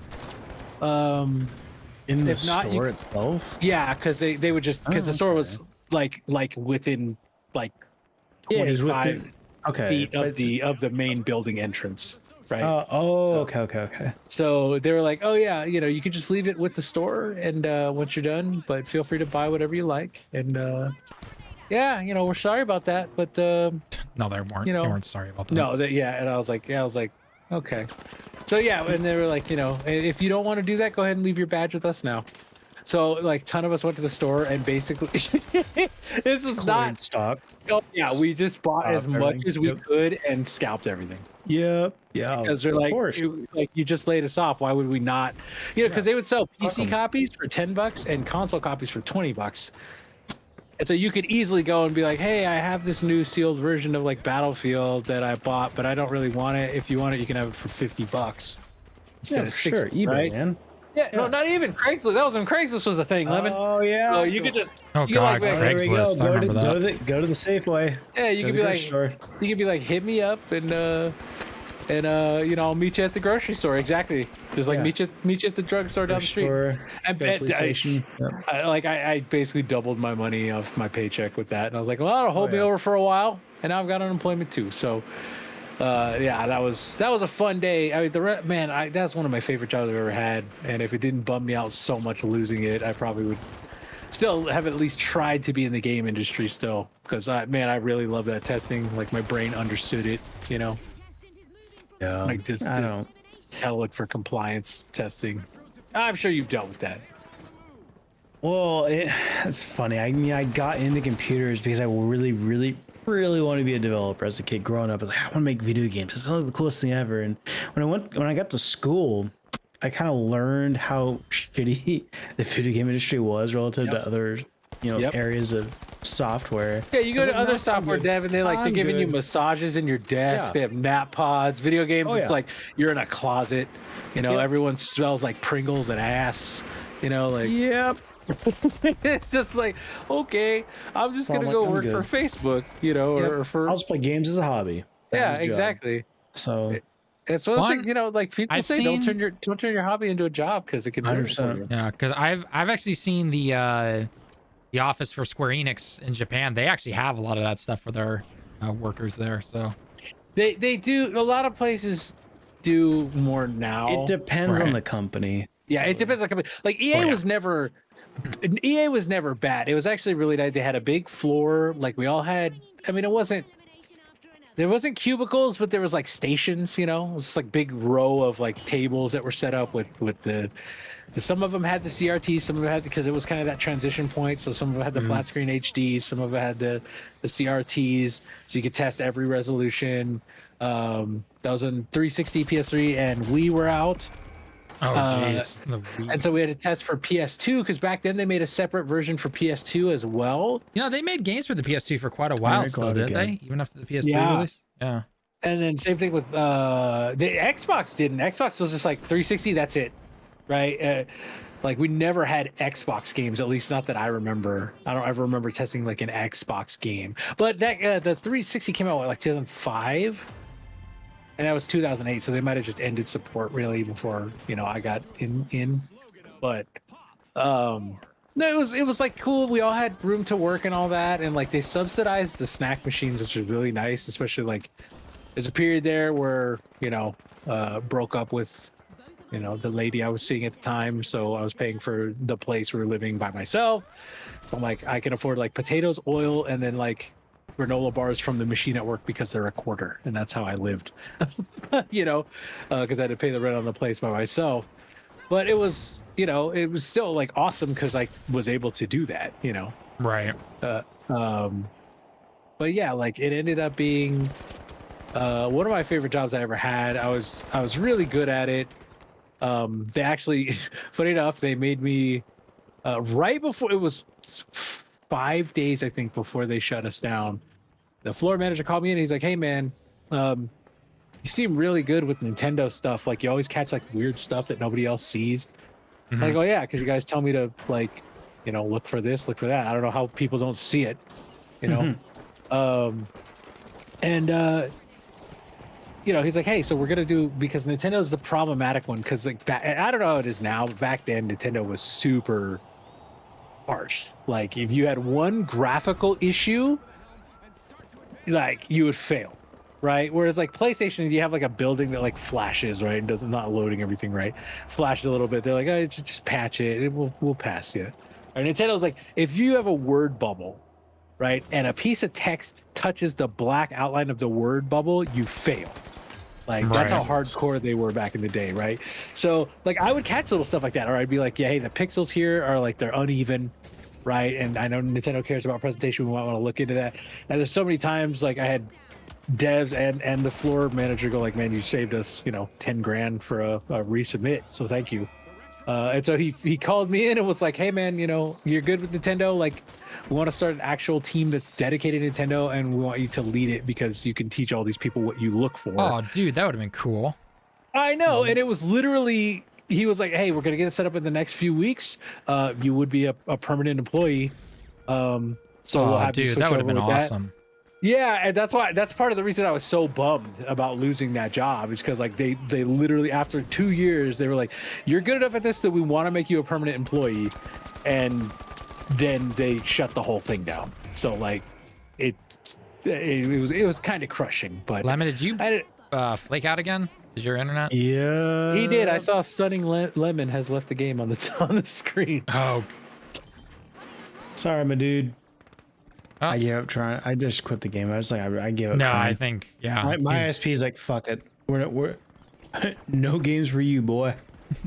Hey Lemon, if you need a 1 terabyte storage expansion for your Xbox Series X or S, they have them on sale at Best Buy for $123.49 right now. So I don't think my Xbox has been plugged in for about 3 months now. 4 months. Just sell it. You should just sell it. Trade it in towards a PS5 Pro, Lemon. You already have a 4090. What do you even need an Xbox for? Hey man, no, I'm better than Nvidia. I have an AMD GPU. I'm better. Oh, that's right. You have the 7900 XTX. Yep. That is a really good GPU, especially for the price. It's in between the 80 and the 4080 and 4090. It's a good card. For rasterization, it's hard to beat that, and you're not going to beat it for the price. Like no, for the price, you're not going to beat it. Don't. I'm really not much of a PC gamer. I generally buy overpriced stuff, expensive, builds, and let it, sit for 5-6 years. See, for a lot of people, what it is like they're just like, "Oh, I don't want to sit at a desk," and I get that. Like, I don't always want to sit at my desk. No, like, that's me. I really just I want to sit on a couch. I sit at a desk all day. I'm a code monkey, so I want to sit on a couch, big screen, surround sound. Yeah. Get yourself like an Xbox controller with a dongle. Get yourself like a 30-foot HDMI. Plug that into your TV, man.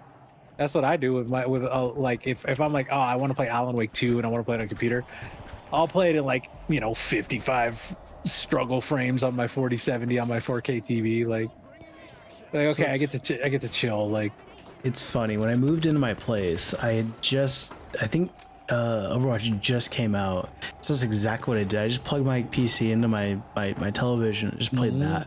Yep. And it was like, this is great. That's I have like a 30-foot HDMI just for that in my room, literally just for when I want to play like Red Dead. Because Red Dead, like, because it's so old, like, on my card now, it runs like 115 FPS in 4K with max settings because it has DLSS on it. Red Dead runs so fucking well. That game still looks amazing. Oh yeah, it's still one of the best looking games that's ever been made. Say what you will about Rockstar, but they make good looking games. They do, and like, I don't know, one of these days I'll play GTA 5, maybe. You never played GTA 5? No, I played 3 in Vice City way too much back in the day. Then I played 4, and I was kind of like, okay. And I just by the end of 4, I was kind of like, and because I was just so burned out from the other ones, I was like, okay, I got through it, so I'm done. Just like didn't touch it again. And then 5 came out, and I was like, like I've never played. I have it on 2 platforms. I have it on PlayStation and on because I think they gave it away. I bought it on Steam for like $15, like 8 years ago or something. And then I got it on PS5 or something. They gave it away with PS Plus. Yeah. So, so that was a whole thing. But I've never actually played GTA 5, and I see my brother play it. So I was like, doesn't your brother play like all the time? He loves it, and he's like he's riding like a rocket bike around and like throwing nukes at people and shit. I'm like, so that's I have no idea about that. Like, I played when it first came out. I bought it at Toys R Us, like the last games I bought before that place closed down. Wow. It was my second GTA, because I bought 4 when it came out. I think I just turned 17 or something. Because my parents wouldn't buy it for like, oh, I'm not gonna buy GTA for you. That's bad. It's really bad. Yeah. Turns out it's really not bad at all compared to most movies, but I digress. It was good. I played through it before the multiplayer came out. It was cool, but then multiplayer came out, like, this is all right, I guess. Whatever. And then the multiplayer popped off, and I still haven't felt compelled to even turn it on to play multiplayer. Don't care. Maybe if you have a bunch of friends who play it, it's cool, but I don't really. That I know plays it. Yeah, it's like if I do play it, I probably won't play the online. I'll probably just play the campaign and then. I mean, it's call good. It a day. I mean, it's a fun little. It's not even little. It's a pretty long, quote unquote campaign. It's a pretty long game. You know what was surprisingly long was Alan Wake 2. I was like shocked at how long that game was, and it wasn't bad, but I was like, man, this is pretty long. Like, yeah, I thought the same thing too. Yeah, I guess because whenever I think of like single player games, I always think back to like the 360 PS3 era. Games were rarely ever 10 hours long, single player games. Yeah. So I was thinking like God of War 3, which is like I think 4 hours or something when I played it. It was like, oh yeah, games were definitely shorter back then. No, Alan Wake 2. I think Alan Wake 2 was like solid amount. I think it was like what, 15 or so hours. Yeah, I would say getting closer to 20. Yeah, at least for my playthrough. I mean, I always do the explore thing, so I always take generally a little longer than other people. I was nearly at a platinum for it, so I think I probably took my time too. So probably closer to 29 like that. I just got rocketed to the face. Good. You deserved it. All the kills you've stolen from me. Damn. Karma, guy. Karma. Man, Assassin's Creed Shadows is kind of looking cooler and cooler every time I see it.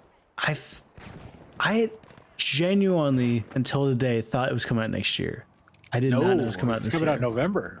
Yeah, I did not realize that. Which that and Dragon Quest are probably going to be 2 day ones for me. That'll be my Dragon November Quest is definitely a day one for me. Assassins, I'll probably get either. Oh, I'm never gonna pay full price for an Ubisoft game. Oh no, just do the if you want to play it day one, just do the Ubisoft subscription thing for a month, then cancel. That's actually just point, Lemon, because I can hold on. Let me see. Let's go to Best Buy. Just wait 2 months. It'll be on Star Wars Outlaws is on discount yet. It shouldn't. Not yet. It's not. It's only been a couple of weeks still. You clearly don't know Ubisoft, my friend. I thought Ubisoft always takes the first month and then it's on sale. Yeah, it's usually a couple of months, but Outlaws needs to make money fast because I don't think it's sold super well. Not to mention their stock is like down the drain right now. Tanking. Well, yeah. And then there's the whole thing about the shakeup with the board there. I still don't know what to make of it. I don't know what's going on. It sounds like the board's trying to oust the family that technically owns it.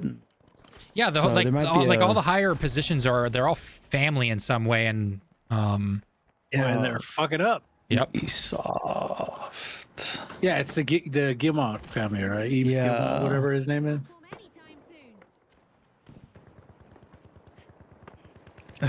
Financial analysts downgrade Ubisoft stock, citing Star Wars Outlaws something. Ooh, Underperformed expectations. that's bad. That's Suicide Squad bad.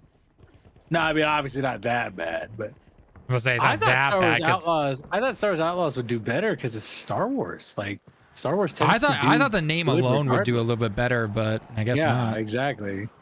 You know what's gonna do good this year, and it's gonna just depress me is Call of Duty. Oh Every yeah, no, year. they are. That shit. I don't understand it.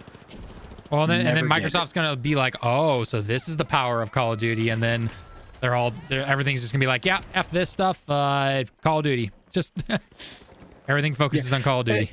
It is Yeah, interesting, Activision you know. did. People are, yeah, that's exactly what Activision did. Yeah. People are talking and going, you know, like, hey, oh my God, what was I gonna say? Oh, they're going, hey, you know, Microsoft's gonna bring back all these old IPs. Like, no, they're not. No, they're they're gonna not. see that Call of Duty money and go, all right, everybody, right? Yep. It's like, but you know what I'm worried about? Just for them, because, like, really, I just want them to be good. Like, oh, I really want Fable to be good. I really want Fable to be good. I'm worried because they keep showing these tiny little 1 second things and going, that's gameplay right there. No, That's God, I gameplay right there." shake my head And I'm whenever like, I see that. like you show her walking and you show like a 0.8 second clip of combat, like, ugh, you know. Plus, is that game really gonna look that good on the Series S? Like, yeah. No, I mean, but I'm gonna buy it on PC if I Right, buy yeah. it, if it's good, right? And same thing with like Avowed. If that ends up being good, which I don't know if it will, but if it ends up being good, then I'm gonna get it on PC, right? And it's like I've always said, like I'm always willing to buy a Microsoft game if it's good. Yeah. But it's so very rare that it is good. Like that's what. All I'm saying is that there's very, very few franchises I'm glad Microsoft got a hold of. Fable is one of them though, because there's no one worse than Peter Molyneux. So I have faith in Fable. But Because I feel like Peter Molyneux would ruin Fable you're not more than he moving- already has. You're not moving too much up though. It's still up though. It is forward progress, albeit very small. You know what I really want is I want Light No Fire. I want to see what that's about. Right? Is that the Peter Molyneux? No, that's the Hello Games. Okay. So, okay. Oh, this game. Okay. Yeah, like I want that. Speaking of Pure Molyneux, hopefully this game will come out in a better state than. Oh Jesus. No Man's Sky. Yes, thank you. Yeah, I think. Well, I mean, if you've heard the stuff they've done with No Man's Sky recently, No, that's what I'm saying. I'm hoping It's they super sit on it impressive. for a while, like in the same time span as the first few patches of No Man's Sky. I think they could have a winner on their hands because people really like No Man's Sky now, but when it came out, it was a laughing stock. Oh yeah, no, Yes. it definitely was. Yeah. Yep. I remember. Yeah, I remember my roommate was playing it. I was like, oh, I heard this. I heard this is kind of bad, man. He was like, it's I could just kind of sit and farm stuff. But there's not really all that much to do. And I was like, ooh, like he's like, oh, but I'm enjoying. He's a guy who's like, he likes RTS games and city builders and like stuff like that. So he's like, I can run around, fly through space, and like farm stuff on a planet. Like it's a really, really basic survival game. I'm okay with it. Yeah, it's not everything they promised, but I'm okay with what it is. Like, and now he's like, yeah, I still love it, and it's just crazy now. And I'm like, yeah, that's wild. That's the turnaround, probably the turnaround for gaming history. Yep. Is that game? It's certainly up there, if not the top. That's for sure. I can't think of anything off the top of my head that really pulled its own ass out of a fire like No Man's Sky. Destiny 2 did. Final Fantasy 14. Yeah, Final Fantasy 14 is definitely up there. 14. Yeah, 14's up there. I think of that. That might be on par. Yep. Yeah. I mean, that's same thing with Destiny 2, where that game was literally, they were like, we're like 3 weeks from being dead, and then they put out their expansion and saved it. Somehow. That was they put out the secret mission for the Whisper of the Worm. And just the mystery of like a random secret mission brought tons of people back, and they were like, "Okay, guys, we're still alive. Like, let's get this next expansion I think your out." clone is in this game. Oh shit! Really? Yeah, someone just is lobbing grenades at like no tomorrow. The strats continue to flourish, even though Lemon has fallen. It's like the old school days of Call of Duty 2 on PC, where it's just like 64-player matches on a 12-player map. Grenade indicators everywhere. The best. All right, gentlemen, I gotta go because I got my first day tomorrow. So good luck, man. Good luck. Let me know how it goes. To sleep. Yep. I will catch you all later. All right, take it easy, man. Yep. See you around. And good night, chat. We'll definitely have a game here, and then I'm probably gonna call the stream as well. So. All right, Capitan. I have to go finish Astro Bot. Yeah, you gotta get that platinum. Super duper close. Fun game though, right? I like it a lot. Is it? I think it's slightly overrated. I think it's closer to a 90. Not like it's splitting hairs, but 90 and 95, man. So much different. I think I will say though, the only detriments I have for the game is that I think the challenge levels are not hard, they're obnoxious, and that's really the only issue I have with the game. I really enjoy the normal levels. I really hate the challenge levels because they're not hard. I feel like I'm fighting with the only challenge levels I hate was the one that had to use the effing duck. Hated that one. The duck one sucked. The duck one sucked. Hated that one. There's another one that really pissed me off too. I think which one it was. I think most of them took me 3 or 4 tries. It was the beat one. I hated that one.